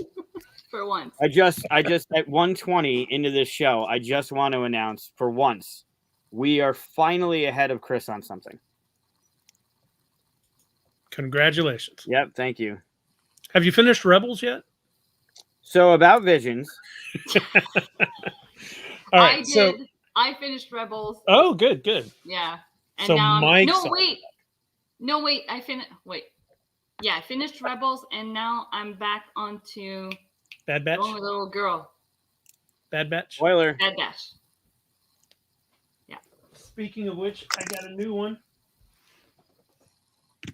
Oh, nice. Wrecker? Yep, Nice. I can't. Ah, okay. it's Wrecker. So I've got Hunter, Wrecker, and Crosshair. Nice. I don't know if they make the other ones yet, but yeah. So anyway, on to Visions. What do you guys think? Just the first one. I know they're all different, but what do you guys think? I already kind of knew it wasn't gonna be for me because I'm not a big anime person. So I mean, in terms of style, you haven't seen the second one, but even like the illustration style is different. Yeah. I did enjoy the first one better, but it just feels like, even though it says, like, it describes the series as being, you know, it's a tribute basically to the Star Wars universe drawn by some of the best anime creators. But because it doesn't mesh to me, like, I would have almost preferred if instead of, you know, them throwing like lightsabers and R2D2 in there, like an equivalent of it almost felt like I would have preferred a different universe altogether, but just have like something that's reminiscent of Star Wars versus like this kind of felt like a mix match. Resistance Nice. is really good too, yeah. Yeah, it just felt like it doesn't blend together to me. So Yeah, this is almost like the Marvel What If, like, right? I mean, they're not canon, obviously, right? right, but no, the Marvel what ifs are good. Oh, well, I don't mean in comparison of that. I just mean as in, like, they're just fun stories that you don't actually add to canon, right? So Right, and they don't go with each other. Like, it's all separate, which is Right. fine. Like, I really enjoy the what if stories. Yeah, I don't know, this one I don't know that I'll keep watching all of it. I mean, I could totally get that if you're not a fan of anime. Mike, what do you think? I'm interested. Are they not canon? I don't think they could be. I mean, have they said that they're not? No, I don't think so. But the fact that, like what Katia said, was the fact that they say that they're tributes to Star Wars. That to me already kind of says, you know, I mean, like, you could say that the RPG game that I run every 2 weeks is a tribute to Star Wars, but that's not canon. I mean, I guess Disney's not putting out my game either. But Well, it's interesting because, I mean, you might not pick up on this, and this might be it's not really a spoiler for you, but in the second episode, they use a character actor, like a voice actor, and a character actor as one of the roles in the show. Like, oh, that's cool. Yeah. So I'm curious if it's not. I mean, it's definitely not in the art style, but like the first episode, the duel was, even the music was really tied to Duel of the Fates. Like, the music even sounded like it. Yeah, they had the kind of thing. Yeah. Yeah, but okay. So there was talk of, oh, you're a Jedi. No, I'm a Sith. Like, I think they Yeah. even used the word Sith. Yeah. and she can't be a Sith in canon. There's only two. It's it. They had stormtrooper gear. The people that were doing like it was all messed up. So it was clearly after. I would say at least after Return of the Jedi, right? Maybe Mandalorian times is what I got from that kind of feel. There's no Sith at that point. She could be a dark side user, Right? that kind of, but she used the word Sith, and that throws it all off. The weird anime is like they love to have the huge, crazy, weird weapons that are impractical, right? The weird umbrella thing and stuff like that. That just I wouldn't want that to be canon, but I like that it exists. Is kind of what I mean. Okay. Darth, Mary, Poppins. Well done, Corey. That's great. Yeah, with the little floating down. Yeah. Thing. I enjoyed the whole episode and stuff, but I really do hope they kind of make sure to say, but these aren't canon. These are fun, kind of thing. When you watch number two could be canon.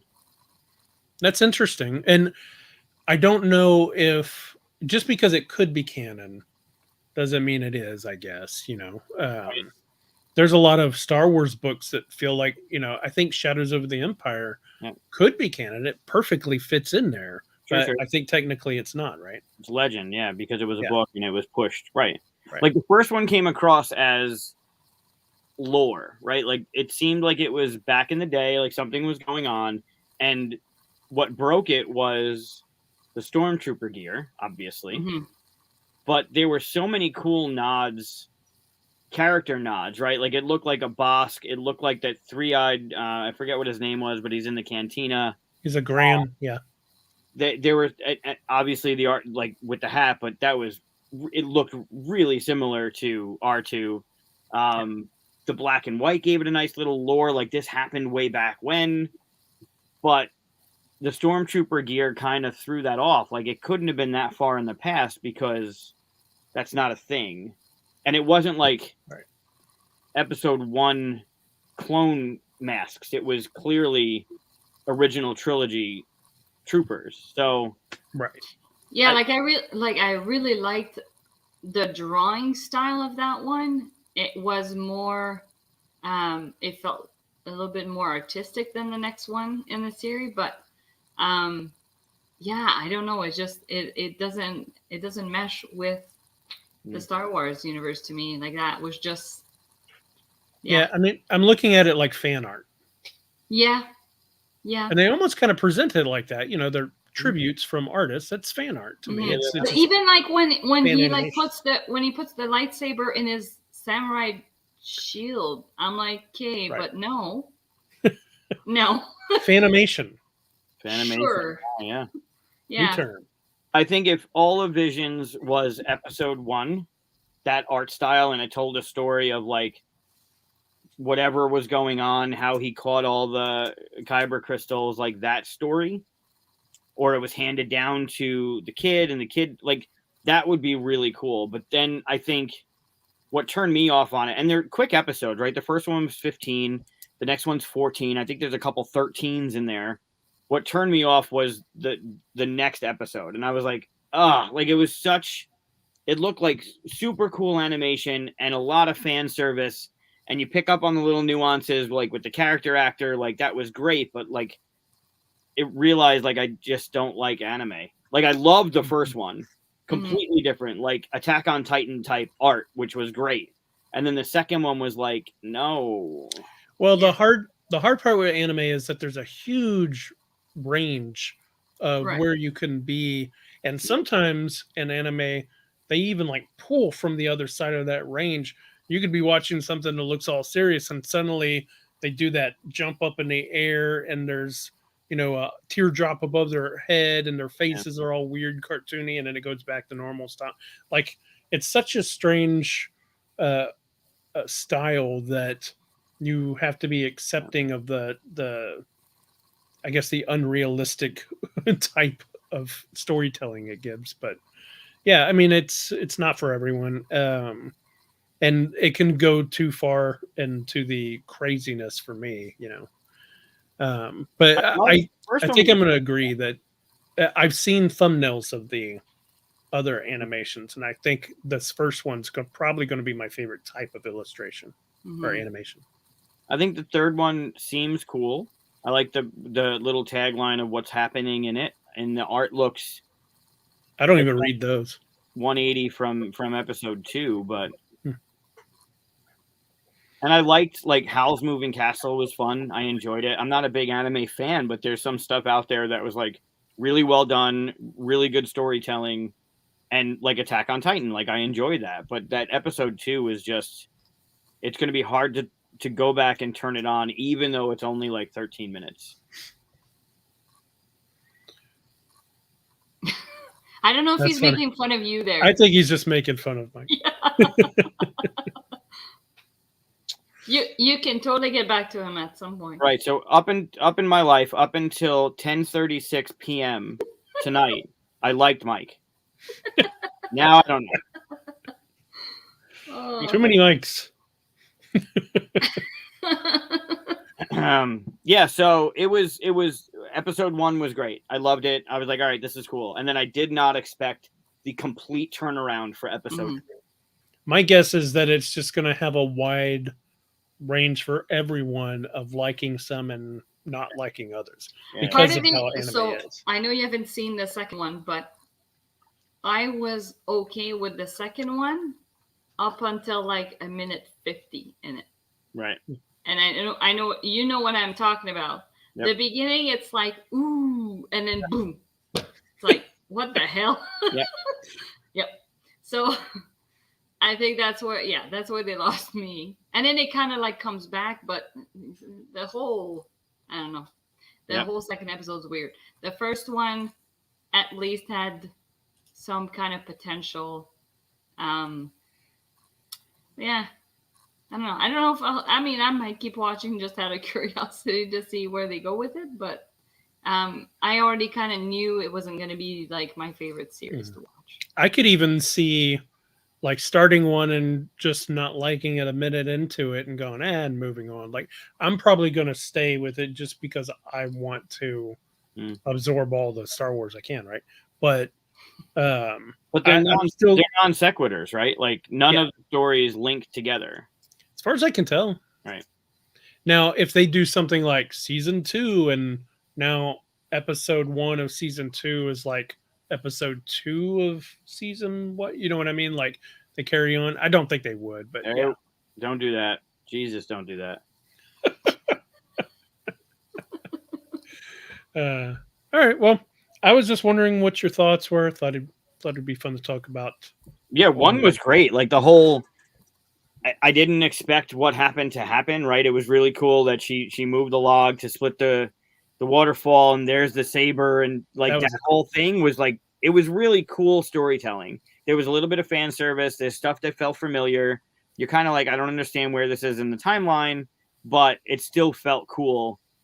And then it was just, I don't know, you spun out on the ice for episode 2, and I think it's the blend for me. Like in episode 1 is the blend of, like you said, the cultural aspect.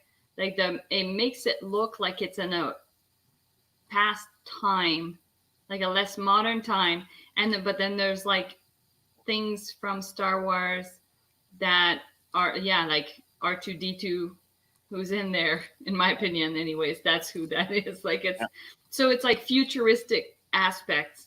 So that's why it didn't really quite go together.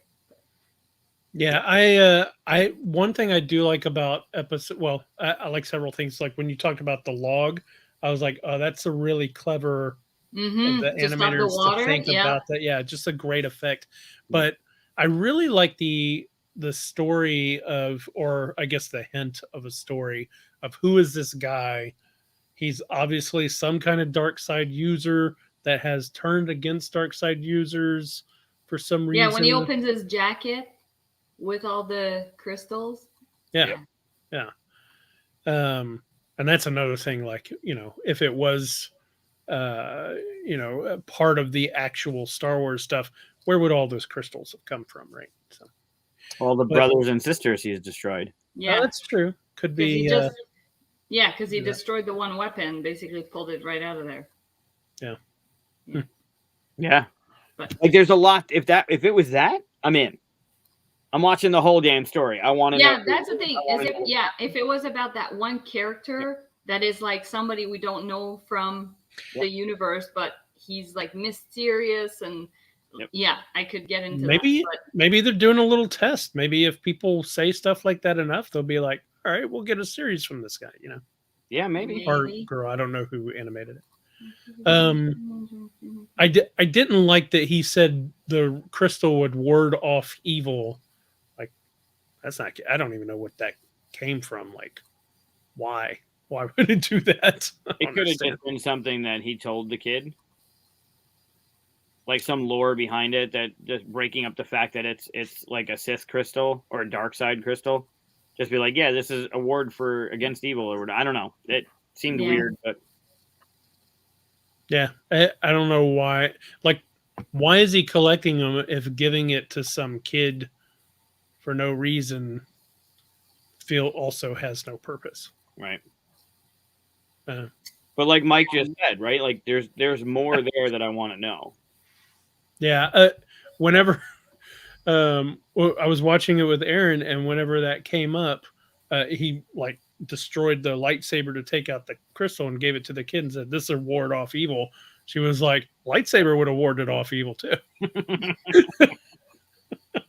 Yep. Yep. But yeah, I fully expect that some of these I won't like, some of these I will, and I'm just gonna go into it, you know, feeling like it's Fanimation.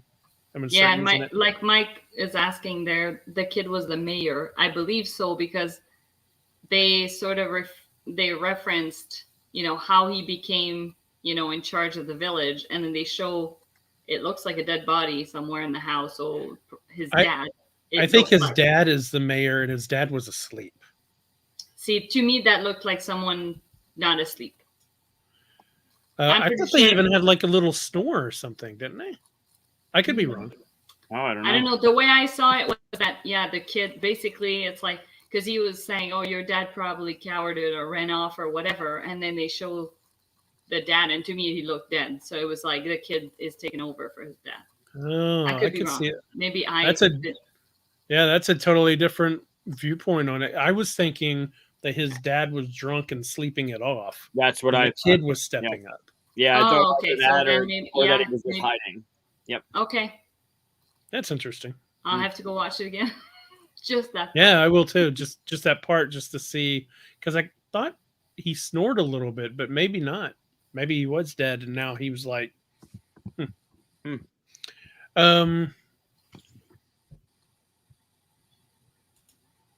I need to catch up.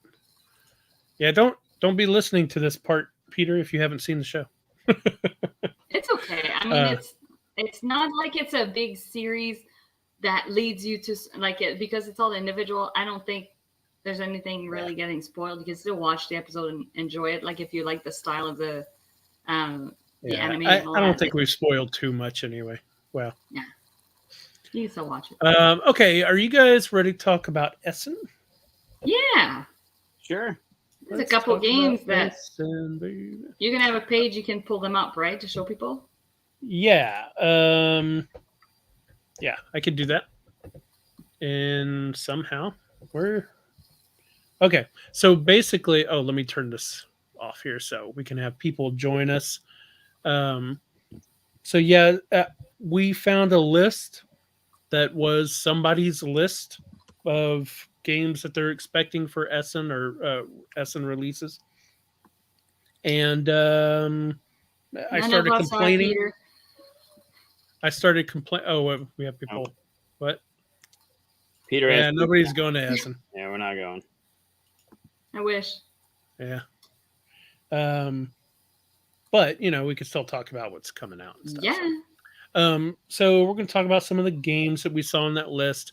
I complained enough about the list that Katia even found another one, and it was pretty much the same one. I mean, there was a lot of the same stuff on there, but it was, I think, more accurate. It might have been. I still saw a lot of stuff on there, but yeah. But like I said, like that, because they're basing it off of what came out or what is coming out in Germany, like games that we've had here for a few months that haven't come out there yet, that are going to come out at Essen or Essen releases, technically.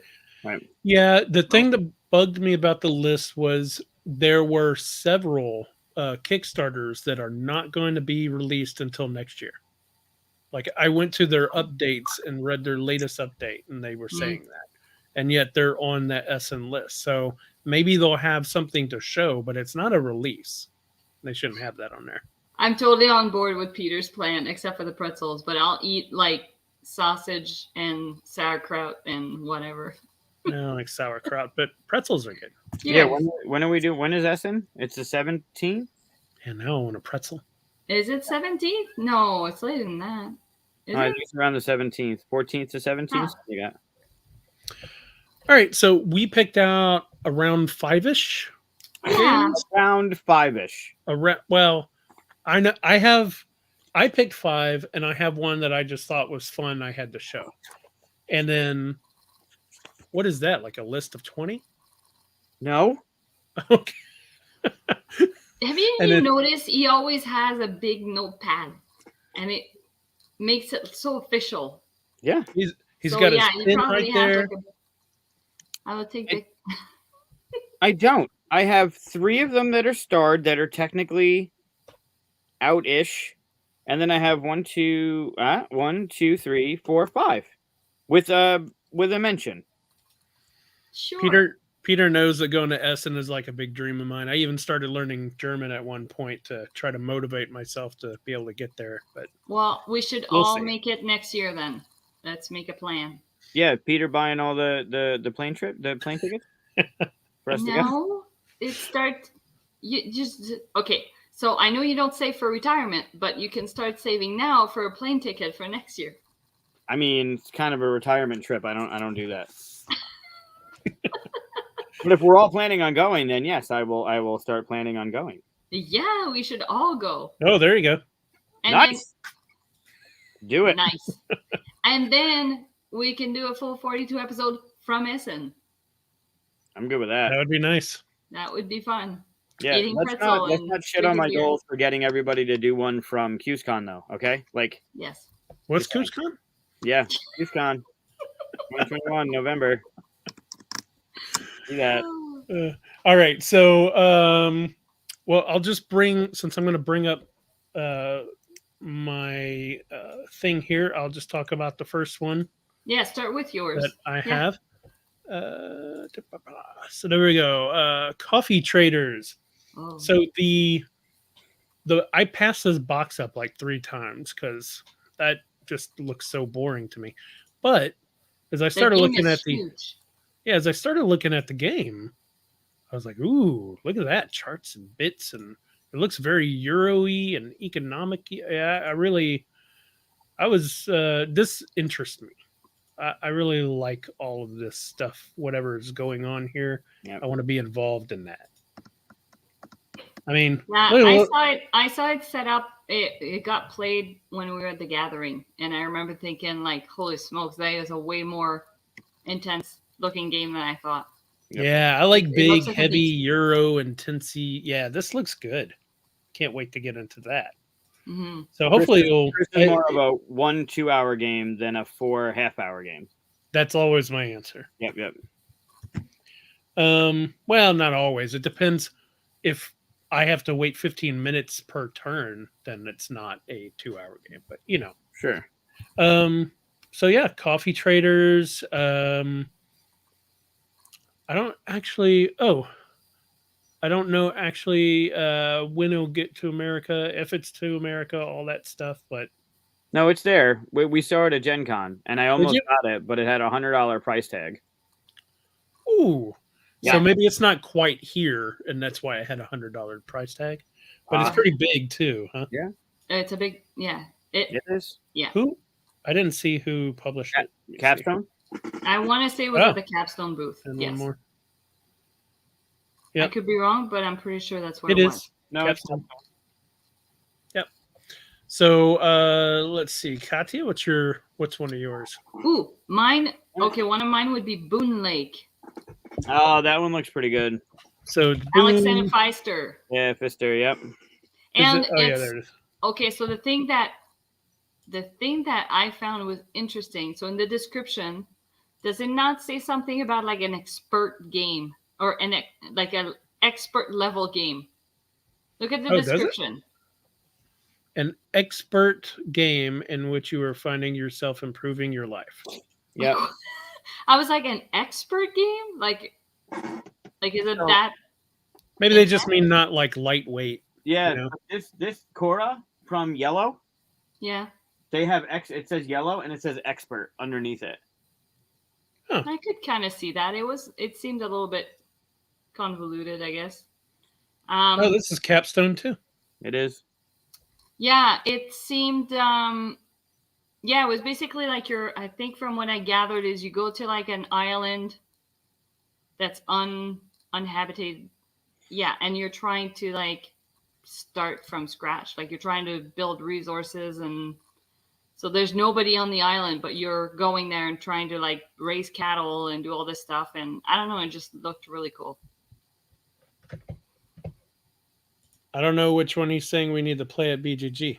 The coffee one? Probably Coffee Traders. Yes, we need to play everything.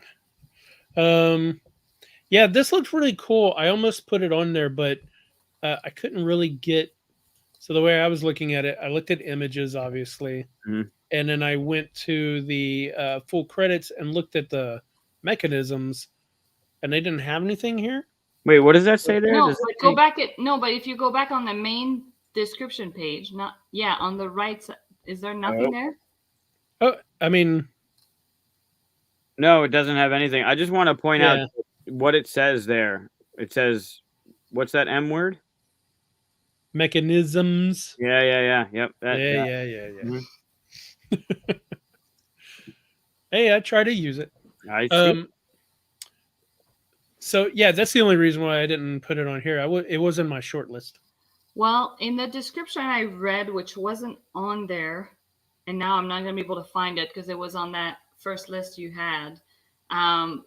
It definitely said something about worker placement. So I believe there is worker placement in this one. Oh, okay. But I don't know. I mean, I love the designer, so I'm automatically intrigued. And what have they done? Broom service. Oh, okay. Yep. He did Cloud Age too more recently. I haven't played Cloud Age. Yeah, he did a lot of Broom games. service. But yeah. In fact, I played Broom Service with Peter at BGG for the first time whenever I played it. There you go. It's a cool game. Yeah, very cool. Mike, all right, what you got? Are we doing new, or do you want me to talk about some that we shouldn't talk about? We'll talk about the good ones that we're anticipating. Oh, okay. You talk about whichever ones were on the list that you're excited about. I don't know. Yeah, you're excited. Well, I mean, there's 3 of them on the list that 2 of them were technically out. Wow. At least, so also, there's 15 friggin' pages of games that list has on it that are anticipated. Right, but it shouldn't be 15 pages because half of those are liars. Right. I went through the first page, which was 25, and I picked out which ones stood out. One of them technically was an expansion that was at the Gathering. 2 of them were just at Gen Con, and just from the front page that I noticed. Maybe there's more. So I picked ones that not only graphically looked friggin' awesome from the box art, but sounded good mechanism-wise and gameplay-wise. So going eventually you'll tell us, right? Yeah. I'm on the edge of my seat here. I just want to know. You see what I'm doing? So that said, the first one that I do not think is out, or at least I haven't seen, was number 3 on that list, Golem. Oh. By Cranio. Yeah. I also have it on my list, so I could just bring it right over. So here's my notes. First off, what a friggin' cover. Yeah. Like, I want to know what's going on immediately. The next thing I wrote was Cranio. And Cranio, I don't think, has disappointed me in any game that I've played from them.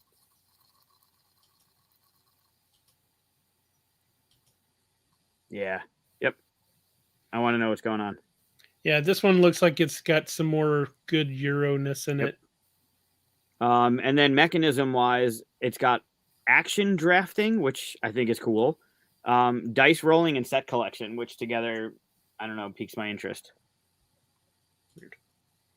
You know, I will say this though. The cover is awesome. This is not. It's different, right? You get the purples and the oranges from the game, Yeah. but the cover is But they're kind of doing this you know, Euros have this kind of not awesome art feel, like, oh, we're a great game, so we don't need awesome art on our boards. But it's time for awesome art. Well, this also could looks be like better. a digital version, so it could be an earlier prototype. That's a digital. I don't know if this is digital. Looks it. Does it? Maybe. I would be curious as to how the theme of Gollum fits into this game. Yeah, that looks a little better, but I don't think it's Golem like Century Spice Road Golem. I think it's like it looks like a stone golem. Yep. But I don't get that from the board. Yeah, having a clue. So that's why I'm intrigued to see how it relates. Yeah. No, I had this on my list too. So interesting awesome. fact: they're the designers were the same team behind Grand Austria Hotel, which is fantastic, and Lorenzo. I've never played either. Also bad art, but Both good of them games. are very good. Great games though. Great games, bad art. It's based on the 16th century legend of the Golem of Prague, an anthropomorphic creature that Rabbi Lowe, I don't know, I'm probably butchering that, animated starting from a clay statue to protect his people. Okay. As you do. Sure. As any one of us would. Yeah. Who Yes. wouldn't do that? Not only did the front cover was like, oh, I want to know more about that. And yes, the interior of the game looks completely different than the box cover, but everything about it looks like, yep, I want to know more about it. What is going on here? There's marbles? Is that the action drafting? It could be. Maybe. Yeah, definitely that's something the to look action at. drafting part. Definitely I something wanna to know look more at. about that for sure. Like Potion Explosion 2.0. Okay, But well, yeah. now that you showed me that, now I'm kind of like, ooh. And I've never played Potion Explosion, so I have but that seems interesting. Yeah. Same. Potion Explosion is lighter than what this looks like. Oh yes, obviously. All right, well, count that as one of mine as well. So, Katia, what you got? I got Gutenberg. Ah, Ooh. It's a printing. I know some people are going to be like, lame, but no. The theme is about the printing. From way back in the days, and weird. Go with the more recent year. Sure. That looks like the cover I saw. Yeah. And then look at those those printing blocks. Oh, Grana. Yeah. Oh man, they had me Are those in it? I'm pretty sure. Oh. All right. But yeah, it's for me it's just having that small graphic design background. Like you learn about the printing stuff and the printing blocks and how it used to be done, and it's just as soon as I saw the box cover and what it was about, I'm like, yeah, I need to know more. This is passable Euro art. Yeah. You can make good Euros with so go and look at the description and what the mechanisms are. Mechanisms. Yeah, right there. Auction, bidding, interesting. Chaining, turn order, progressive, worker placement. Yeah, I'm interested. I hadn't heard of that one. By bidding for specific actions, players will develop their workshop, acquire new fonts, dyes, decorations. Yeah, that's pretty fun. I know it's for nerdy people that like fonts, and I like fonts. So Mental fonts matter. We play Matt, where is Matt? Because he would enjoy this conversation. That's true.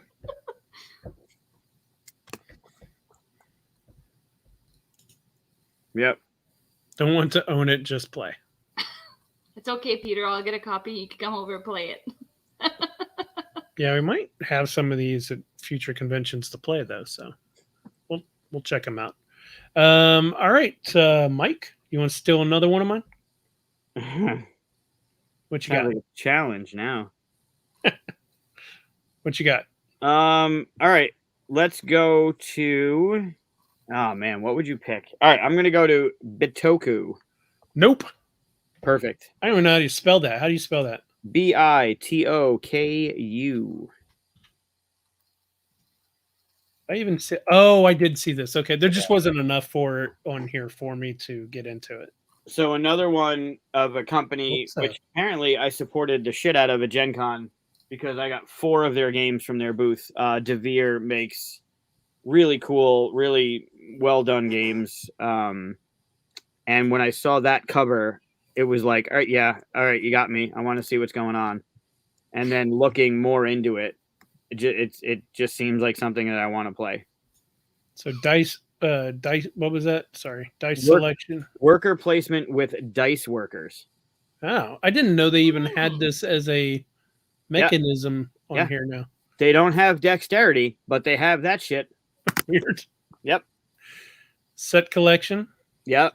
So you'll have you have a hand of cards, and I guess I don't know if you roll the dice or you use the dice, and they like trickle down. But yeah, the art looks. I mean, there's not much art, right? There's 2 different pictures, but it looks really good. If anything inside looks anything like that, I think it's going to be a good game. Somebody's really messed up picture. Yeah, I don't know what happened. Mm-hmm. Strange. It's haunted. Yep, I didn't have that one, so now I get to go. There you go. I laughed at Peter's comment there. He said, Oh. I want to play with Katia and get destroyed at fonts. Yeah. That's a Fonts sentence I the never game. thought I'd hear. Get destroyed at fonts. But yes, you probably would. Fonts the game. So my next one is I'm guessing another T series here. Yep. And if you've played some of these, then you already know kind of what you're in for. Euro-y goodness again. It's really weird. I also like heavy thematic games and stuff, but I didn't really see anything. Of course, it's a German convention, right? So you're probably going to have a lot more of this kind of stuff. So funny enough, one of the games on my list is from the same publisher, because this is a board and dice game, right? Yep, it is. I went with Origins. Yeah. Hang on. First Builders. Sorry, I'm looking at the screenshot and it's in German, so now I'm not sure, but I think it's Origins First Builders or something. Where are we going? Origins. Man, they use Origins quite a bit, don't they? Origins, what is it? I think it's First Builders. There we go. Yeah, I almost picked this. Yes. I like I was watching something where they were talking about how they didn't like the art, and I actually really like the art. I like it. And the game looks really good too. Yep. Peter's still playing fonts. You lose immediately for playing Comic Sans. Yep. On Papyrus. Low-key strategy. You automatically grab me for just, building stuff. So not a lot of, this is just a virtual shot. Yeah, I feel like I've seen more pictures of it online that were a little bit more advanced in the process. So I kind of wish they would put that in there for people to see. Just 4 different pictures of the same cover. But yes, if people go onto the Board and Dice social media on their Facebook, I'm sure you'll see more pictures of the actual game than this. And it looks really good. Yeah. Does it close? Build, grow, pass. Yeah. Sounds like a good one. Yep. Mike? I did Batoku. All right, let's go with Witchstone. I almost put that one. Which one? Which stone? One word.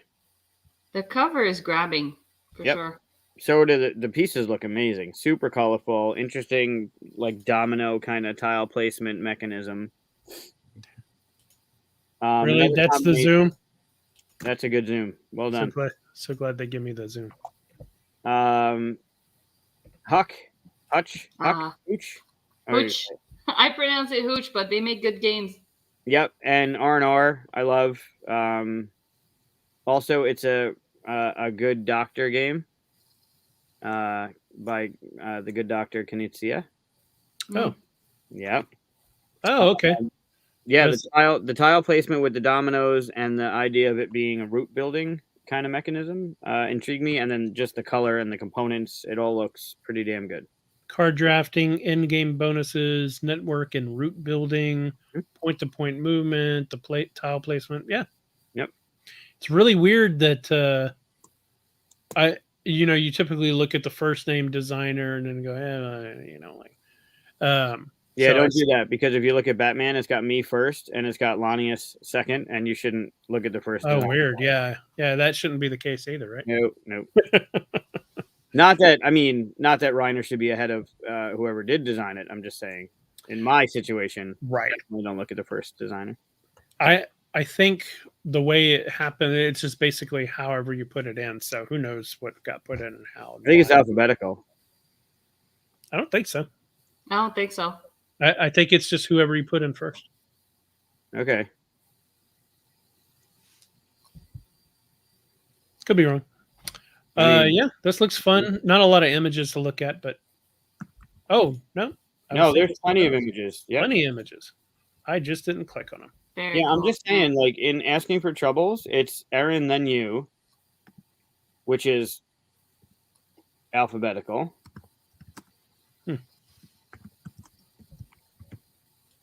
Gotham City Under Siege is me and Richard, which is also alphabetical. In that situation with Witchstone, it's also alphabetical. So, I mean, maybe alphabetical. It might be alphabetical if you put them both in at the same time. Oh, now you're changing the rules. Okay, I get it. No. I'm editing the rules. Oh, okay. Yeah, house rule? No house rules. Yeah, look at the insert. I need those. Yeah, the pieces look great. The tile placement, you have those they're like dominoes. It looks really cool. The art looks great. Oh, the tiles remind me of Ingenious. Yes. Oh, because of the two. Yeah. The two. Yeah. Cool. There's another picture of the board with them. Yeah, like those translucent. Yeah. I mean, I want to play whatever's going on there. I want to do that. Yeah, it looks fun. Yep. I really want those little witches. This almost kind of makes me think of Vivid. Yep. Because of the colors and stuff. The color and the shape. Yeah. This looks cool. I should have kept it on my list. But... Pardon? Oh, no, this is like a crystal. Yeah. Okay. I can see it now. Cool. Yeah.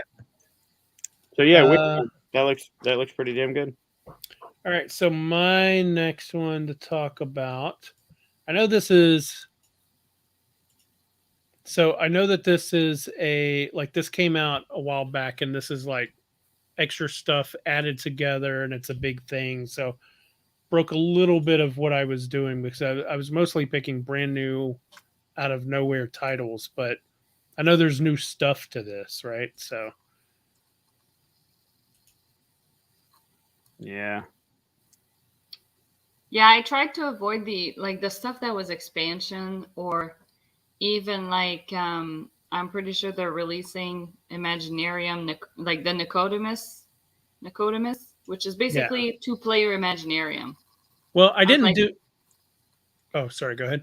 So I didn't pick that, even though I'd be excited to try it because it's Oh, it's the 2 Nicodemus players. one. Yeah, that's how I see it. I've never played Imaginarium, so I didn't. It's really good. These are fun.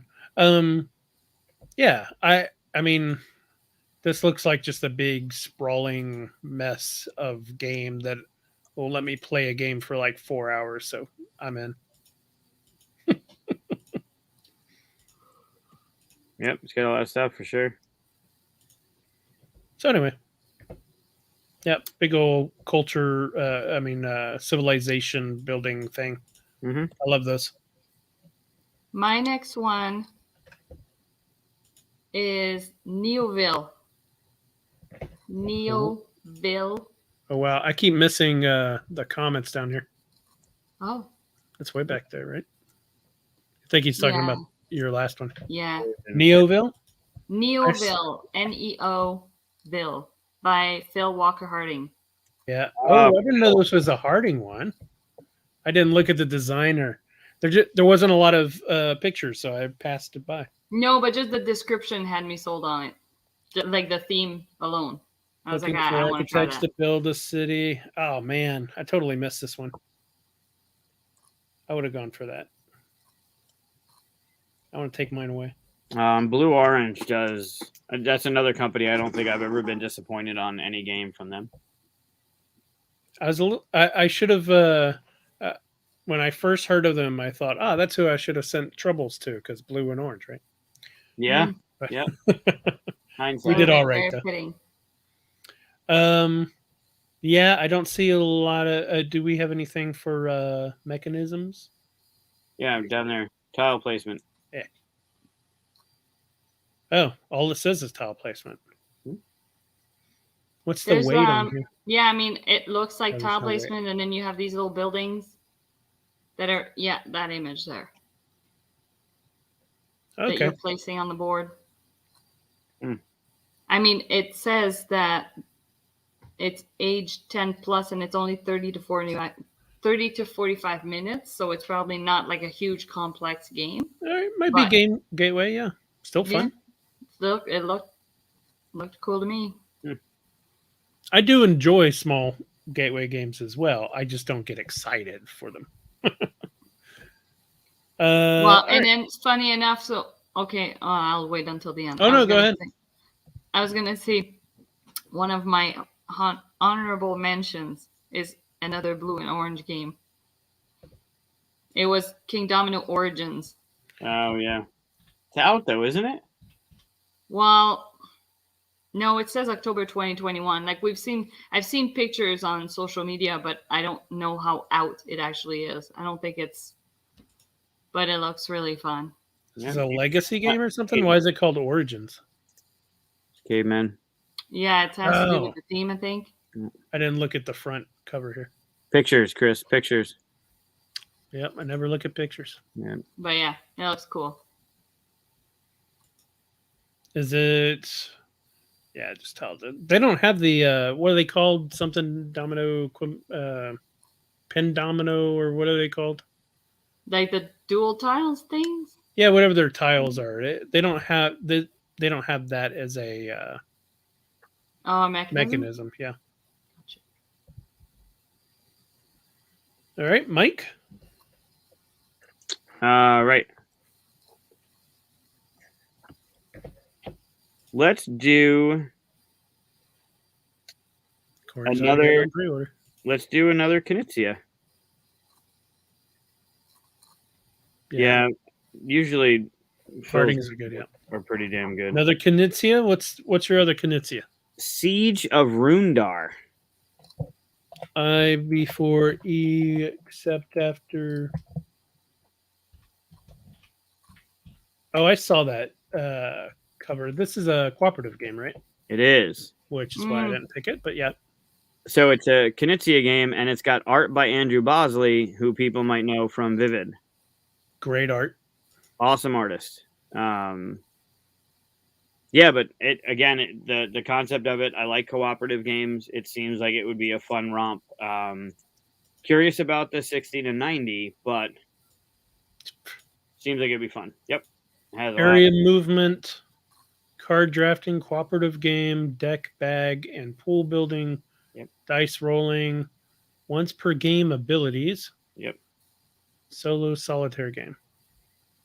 It's odd how some of these are so specific, and then you can't get like bigger ones, like you were saying, dexterity. Yeah, how is dexterity not a mechanism? I mean, I guess everything's a mechanism. Or Do they have like flicking as a mechanism? Oh no, flicking is a thing. Dexterity is not. Peter, I want to design that game if you make a Bosley game. It's one of my Yeah. favorite artists. Yeah, he's unbelievable. I mean, Um, just look at this thing. which one you got? Just look at it. Oh yeah, yep. Got The vivid. color palette is like the same. Oh, yeah, as it this is. new game. Oh, That's pretty. Like even the art on the tiles is just killer. Yeah, Is it on camera? I'm very bad at this. Yep, there. Yeah, for the most part. I know. I go to show something and it shows on the opposite end of where I mean it to. It's tricky because it's reversed.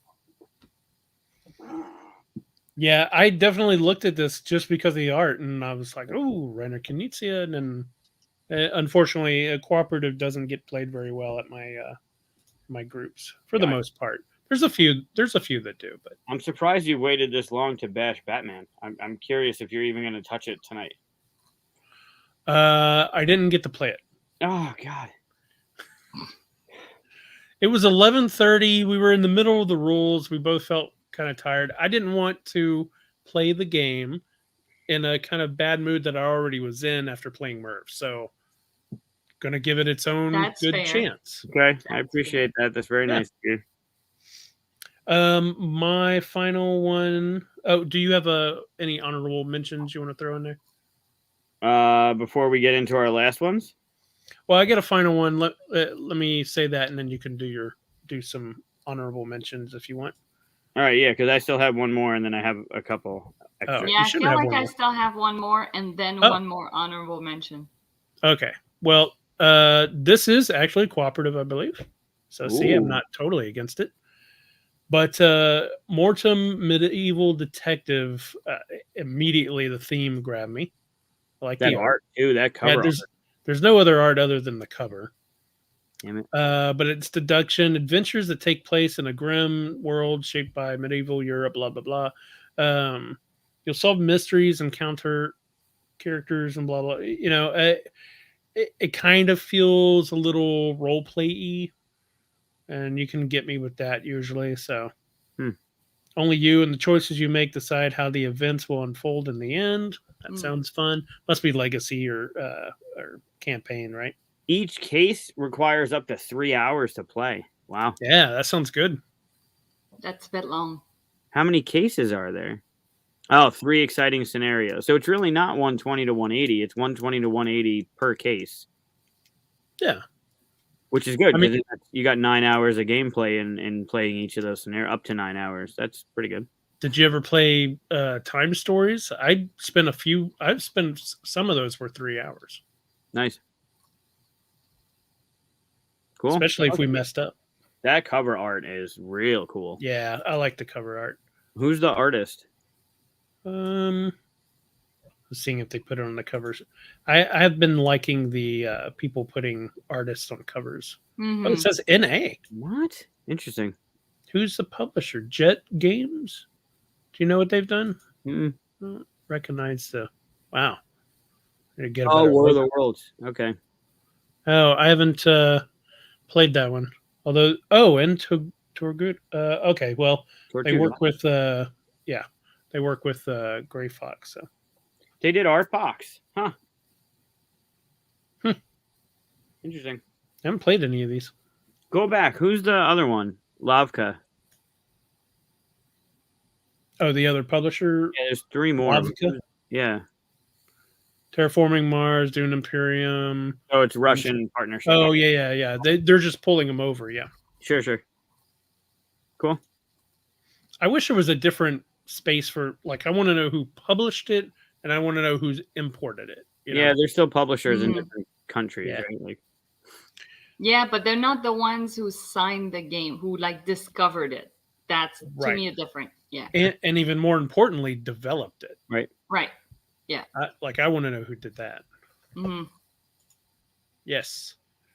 yep. I know you're Yeah. part of leading that trend, and that's cool. Yep. Yeah, Yeah, it's so not that's hard, my right? 5. That's my 5. Have It's you guys really not a done 5? difficult thing to do. Like, you just put it right down there. Like, Yeah. there it is. Yeah. I know. Okay. Chris, you already did 5 because you started. Oh, okay. That makes sense. All right. I have what's yours? one more plus an honorable mention. Okay. What's your next one? So I don't even know which one to do first, but because the one that I had put in my list, I just noticed is only available for demoing at Essen because the release is Q1 of 2022. Nope. Sorry. It's out. Next. No, I'm kidding. So that one. So then let's start with that as an honorable mention. It's called Tindaya. Ooh. You're going to have to spell that. Yep. Tindaya.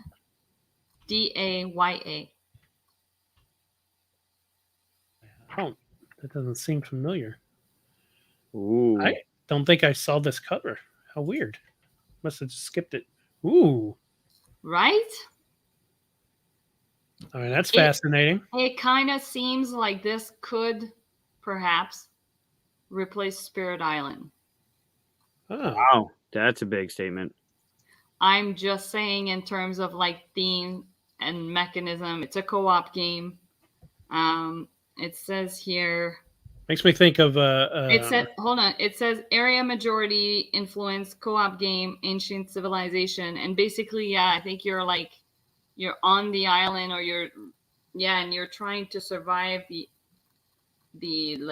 gods or the elements or something, plus other stuff. Like I forget. I don't have the description here, but I'm wondering if it shows it there. If you go back in the main description. It makes me think of Moana with the big god. Yeah. Oh, yeah. Things, Totally. Yeah. In the description here. Wow. Yeah. What does it say? Like the description, like at the beginning there. Which chapter? Oh. I can't read that. It's too small. Tindaya is set in the dawn of the 15th century, and the paradise known today is Canary Islands. Oh, that's cool. Conquistadors have just set eyes upon them. That's never good. Each player just led an Aboriginal tribe to survival in the world ruled by gods and shaped by natural disasters. Yeah, so you're the tribe on the island. Seems if you're not conquering the island, you're the people of the island. One little yellow flag for me is it has solo mode, cooperative, and competitive, and even a trader mode, and that just lessens my trust. Yeah, I mean, I don't know how well you can do each of them and how well they play, but I would think this is a good co-op game. I want the game you meant to make, not the 3 that you then made afterwards to try to sell it best you could. Yeah. And I want to know which one of those it is. If it was competitive first, and then you made a cooperative, blah blah blah. I just want to know what that is so I can make that. But decision. I could see how this could easily be a semi co-op, because if you are different tribes on the island and you're trying to survive the elements and the gods, I could see how that would lend itself to semi co-op. So the trader mechanism and the co-op, I don't know. I want to try it. That's all I know. So do you define semi-co-op as a cooperative that would have a trader? Well, that, or it's a co-op game where you have an objective to achieve that is different than the other people, or something that will give you the edge and win the game. Yeah, you all work together, but at the end, there's one winner. There's a winner, yeah. Yeah. Or that's still competitive, but it has a cooperative. Yes, that's why it's semi-co. Yeah, that makes sense. Some would call that semi-co-op. I was just trying to get a definition. I wasn't arguing. Maybe it's semi-competitive. I like it. Earthquakes. Yeah. So lots of fun stuff. Pirates. Yeah. Whoa. That's pretty cool. I like the artwork. Yeah. Yep. Oh, cool. More virtual. Interesting. Huh. So this must be the islands. Huh. Yeah, I would definitely look at this. I can't believe I missed this artwork as I was scrolling through the same list as you. I love the runes on the mountain that they're standing on too. It's subtle, but they're there. Yeah, all running down the edges here. Very cool. So I guess that would be my honorable mention, because it's not technically going to be sold. It's just going to be demoed at Essen. So then I will say that my cool picture. 5th game that I chose is Living Forest. Ooh, saw that.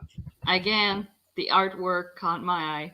Yeah. It looks like it's an 8+, age bracket, but I don't care. It looks cute. Yeah, I'd agree with Mike here. Dead of Winter semi-co-op. Yeah. Yeah. Yeah, I kind of am, Mike. Sorry, Peter. Wow. I Who's this? told him that in person though. So, Yeah. Maldito does good stuff. Ludinate does good stuff. this Nice. is fun art. Oh, I like the artwork. Yeah. Yeah. There should be an image somewhere of the game because I saw it when I was looking at it. That's funny. Very creative. Good job, whoever did that one. That was very good. Sorry, I was looking at the artwork. So, all right. So description. Yeah, look at the picture there, the first one in the okay. row. Yeah, Missed thank that you. one. Oh wow. Yeah. That's a lot of green. Looks cute, right? Yeah, I mean, I know it's probably like a entry-level game. But yeah, the artwork from the box cover alone. Yeah. Yeah, give it a play. too. Like on the upper left there with the things that are slotted into that cardboard. Yeah. It looks cool. Yeah, zoom in. Ooh. Huh. Yeah, that's a cool. I'd play that. Mike, what you got? That one looks really good. Good pick. What is that? Oh, it looks like something different on there. All right, so yeah, I'm just going to talk about these and you're going to listen. So the Arnak expansion, I don't know if that's actually coming out. We looked at it at the gathering. I like that it's adding, like, it's cool that it's making it feel fresh. It's got leader abilities now. It's got new research tracks to do. So Talk about good artwork. yeah, Mm-hmm. yep, absolutely. I put this in the thumbnail for this video. Yep. It's one of the few in there. So I think that one's going to be, I don't know how to classify that, right? Like, I know it was kind of play test at the gathering. Maybe it's being released, but I mean, the game is just, we still have to talk about Arnak and Dune, and have a back and forth on that too. We have a I've whole never video played on it. Dune, But I hadn't played them. Oh, well, yeah. Now I That's played them. pretty. Like, look at that image. That is that- just stellar. I thought that was the Predator at first, Oh, so cool looking. but no, that's cool. Yeah. So neat. Another one that I want to talk about, but I don't know if it's on the list, but it was out already, is Cascadia. That one's been getting a lot of buzz. Really pretty art. it's definitely out because I have a I mean- copy. Yeah, I mean, mine's right there. But yeah, it's probably not out over there, and It's fair. they're gonna get to buy it now. So Where's mine? Whatever. It looks amazing. I mean, Beth is just phenomenal artist. Oh, yeah. Yeah. Another one of my favorites. Yep. And then the other one that I wanted to mention, well, so It's a Wonderful Kingdom. I don't know if that's also releasing, but It's a Wonderful World is a great game, and I'm really curious, like, is it going to feel fresh in a different environment? Like, this cannot be releasing. First of all, it says 22, but it was just a Kickstarter like a month or two. Uh-huh. So they Yeah, might have a copy to show or something. yeah, Right, I think they're it's just probably showing up for that demo. Yep. I don't know how much different it is. That's why I didn't back it, is because I really like It's a Wonderful World, and I kind of felt like, well, if it's going to be more of the same, I don't really need it. Yeah. Same thing here. Different theme. It seemed kind of the same with the different theme. Yeah. Yeah, Could be wrong though, but it So I think seems the one- very similar. Good. I was gonna say I was also the game that I backed. The It's a Wonderful World. The box is huge. I don't know if you can see it or not. Yeah, it's right there. It's trying to no right there. There it is. It's huge. So I thought, oh, this is gonna be a big, awesome game, and it's it's kind of Seven Wonders weight, right? It's I wouldn't say gateway, but it could be a gateway, depending. It's easy enough to learn. I think it's just which again I love, but when you come in a box that big, I was expecting more. So I think it's the type of game that it's easy to teach, it's easy to learn, but you need like almost at like a quarter, maybe a third of the game to go through to really understand how the stuff works. Yep. And how the resource works. Like the fact that you're collecting and then moving on to, okay, now we're doing yellow or we're doing red. And it's like, oh, okay, good. Because I just placed down a card that now earns me red, which means that I get to, like, that part of the game, I think just takes a little bit of time for people to wrap their heads around and be able to strategize. But I mean, it's definitely not hard to teach or, yeah, it definitely takes a couple of plays to get, oh, okay, I know what I'm doing. You just don't want me teaching it. That's all. And here's another example of putting the artist on the cover. I like that. Very good.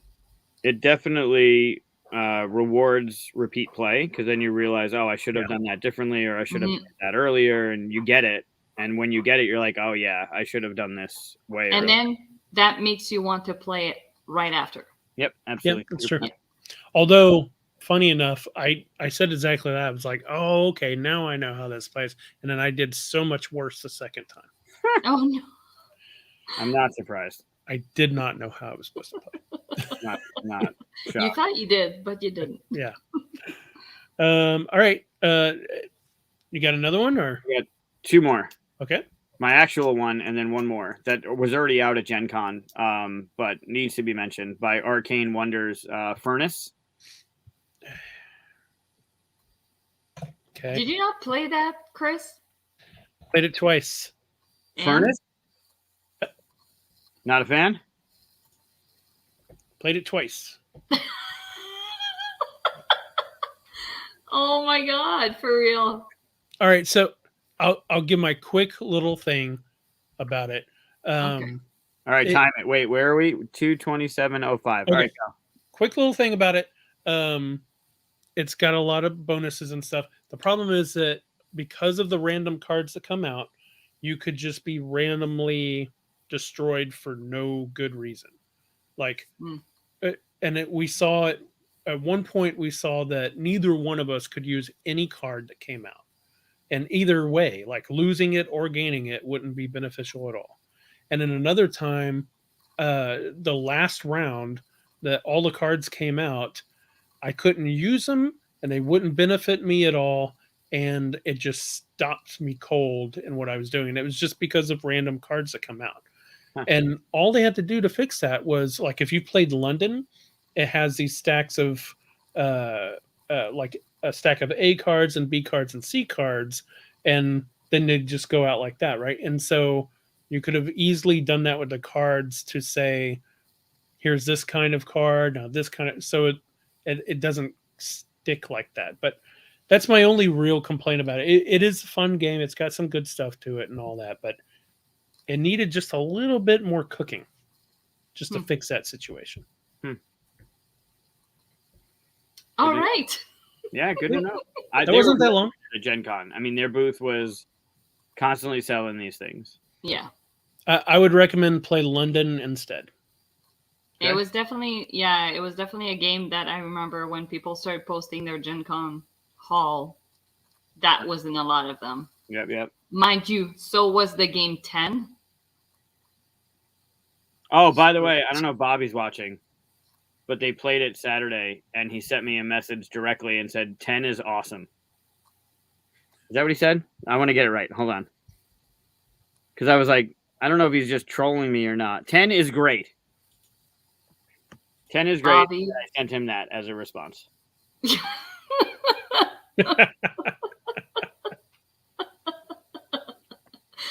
Oh my God. Yep. Yeah, but Bobby has different tastes. Definitely. Yep. Yeah. For sure. All right. So yeah, Furnace is on the list, and I know people are going to want it. I think if you haven't played London or compare it to it, then you'll probably enjoy it. Right. Well, I've never played London, so that's great for me. Yeah, I think you'll like it then. All right, so the one that my number 5 or my 5th one or whatever the hell is called That makes Adele. sense. That makes so much sense. We're talking about 10. Yeah, he's talking about 10, and I hate point salad, so that makes a whole lot of sense. Oh, interesting. Yeah. Yeah, not. I think I should pay attention to who designed those and just never buy their games because it's just not for me. There you go. I mean, some people love it, obviously. Like they're games that do really well. It's just really not for me. It could be the makeup of the group playing too. I mean, it might be like Napoleon Dynamite. The first time I ever saw it, I watched it by myself, and I was like, "This is stupid." Second time I watched it with friends, and it was hilarious. Yeah. Sometimes it's just the people you play stuff with. Well, you know, I played 10 in company of Michael here. So. Oh yeah, see, that's the people. That's the people you're playing with. I don't know why I come on the show. Why do you keep inviting me back? You're the co-host. I don't have to invite you. You're stuck. Been demoted. Multiple No, times. you're still above. See? No, you. Yeah, see, you're not demoted. You're still co-host. Yeah. Okay. You're just now the third co-host. Awesome. That's so cool. Thank you for having me. It's not true. You know what is your honorable mention after Furnace? All right. The real one that I want to mention is called Adele. Oh, I saw the cover of that. It looked interesting. So I knew nothing of it. The cover grabbed me. Everything about the cover was like, yep, like that's just awesome. Yep, I had this on my list until I read the description, but yeah. Yeah. Cool? What drew me in even more was the description because I love Not Alone, and this is a one versus all. You're preparing where you want to go, and I'm trying to mess with you, and it's just you got to predict where people are going in the ship to fix the certain things. Like really, really cool premise to the game. I love Not Alone. This is right along lines of it. So. I will say, Timothy, the bidding part of it works really well. I thought it was well done. There you go. Keep talking about it. You might like it by the end of the show. I don't hate it. I hated it after first play. I played it a second time and liked it a little bit better. So fair enough. Same thing for Merv, by the way. There you go. So yeah, Adele, like I want of all of these, as pretty as Witchstone looks, as awesome as Golem looks from the cover. The Batoku game, like they look really good, but this sounds like I need to find someone to bring it home for me. Like I know Daryl's going, so I might have to ask a favor of Daryl. You are storing a bunch of his games at your place. So true, Daryl. Use that as leverage, maybe. I hope he's not watching. Yep, I hope he is. It's your idea too. I'll throw you right under the bus.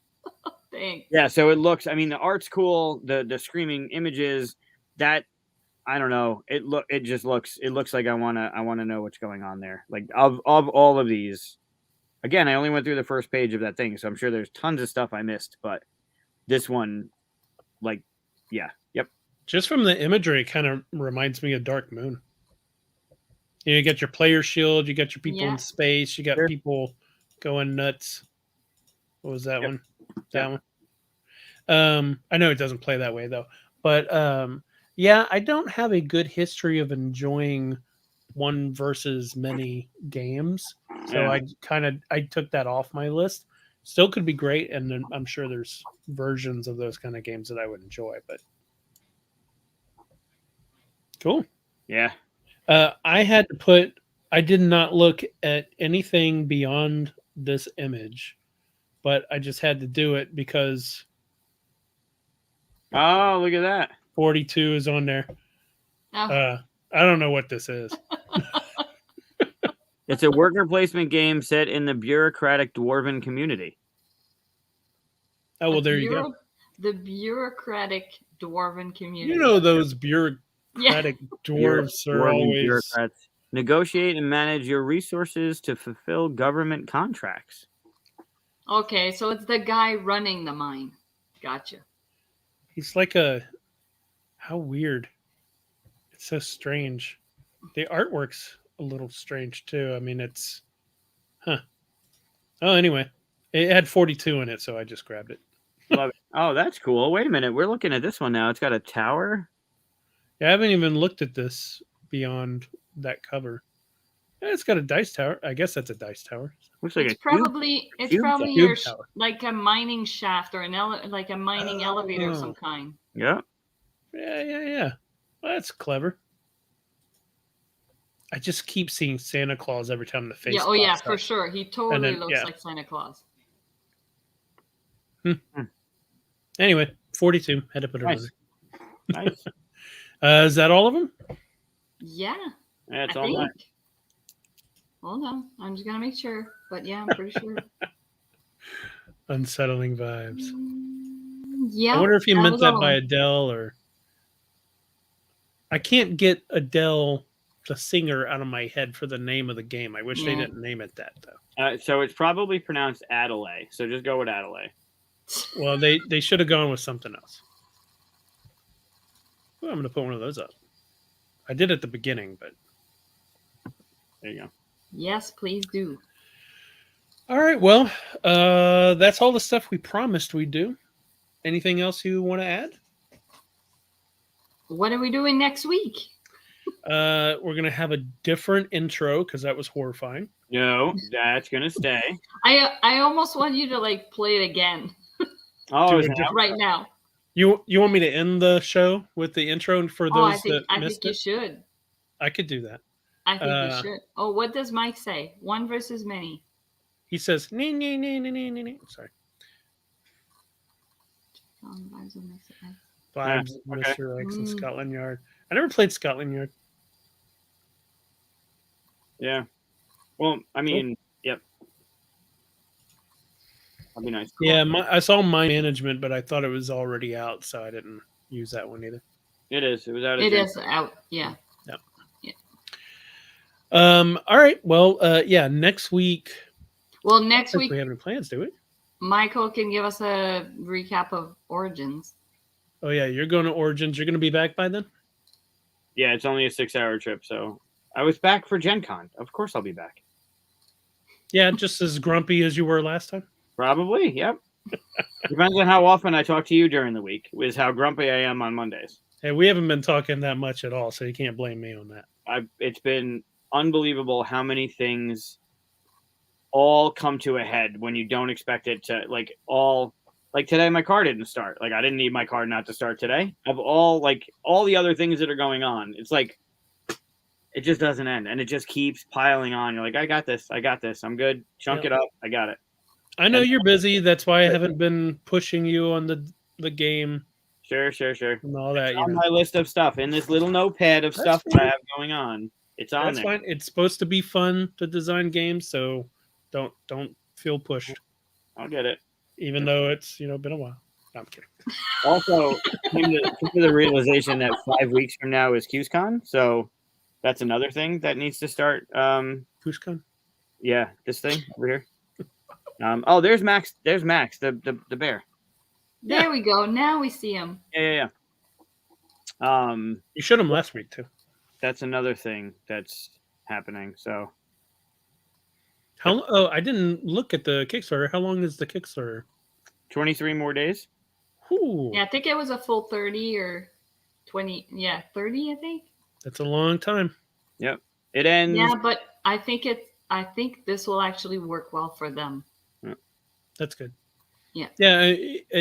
Different campaigns links work differently for whatever projects. Yeah, I think this one, the more stretch goals they'll hit, the more people start to like see the game and see the ads and stuff like that. I think this one it will work the longer timeline. I do. Cool. Yeah. It's I'm been- no expert, mind you. Like I'm just throwing that out there as my like personal opinion. it's been- No, if you have a game with all this stuff that they do, then you want to be able to stretch it out and show everything. yeah, there's some cool stuff planned as well. All right, well, send me those links, and I'll put them on our. We're Matt. Matt, oh my gosh, I wanted you to be here earlier because I Yeah. talked about a game that's going to be. I'm just going to like talk about it again so he doesn't have to like go back to the beginning. We talked about a game that is going to be released at Essen called Gutenberg. And I said the like graphic designer type people would love this game because it's about fonts and the old like printing blocks. So there. I was wanting you to be here when I talked about it, but yes. There you go. Yeah. Printing. We were calling him. Yeah. We called him forth. Yep. It's we're like actually he sensed it that I mentioned him and then checked in. Yes. Yes, the Gutenberg press. So we're actually just wrapping up, but thanks for stopping by, Matt. You should go back and see. Do you really want me to play the intro again?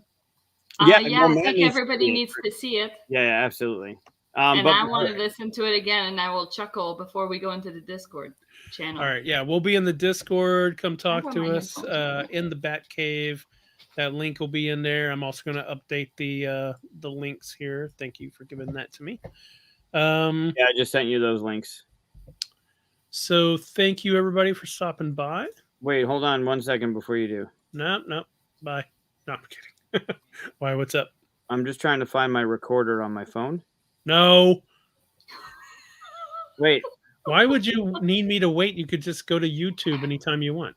Oh, that's true. That's true because you're not. Well, no, because you might edit it. No, I'm he's not not gonna going to edit edit the beginning, though. All right. I'm not going That's to there edit to it. stay. Fair enough. All right, here it goes.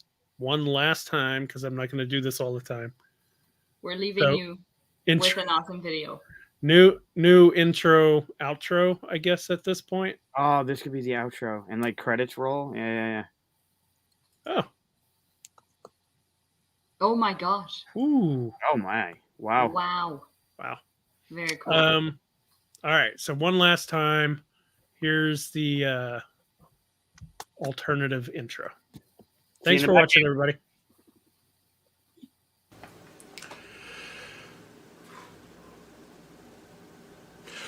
Welcome to the 42! Welcome to the 42! This is the theme song till I get something better. Yeah, we talk about geek stuff. Welcome to the 42. Bye. Oh my God, that's so great.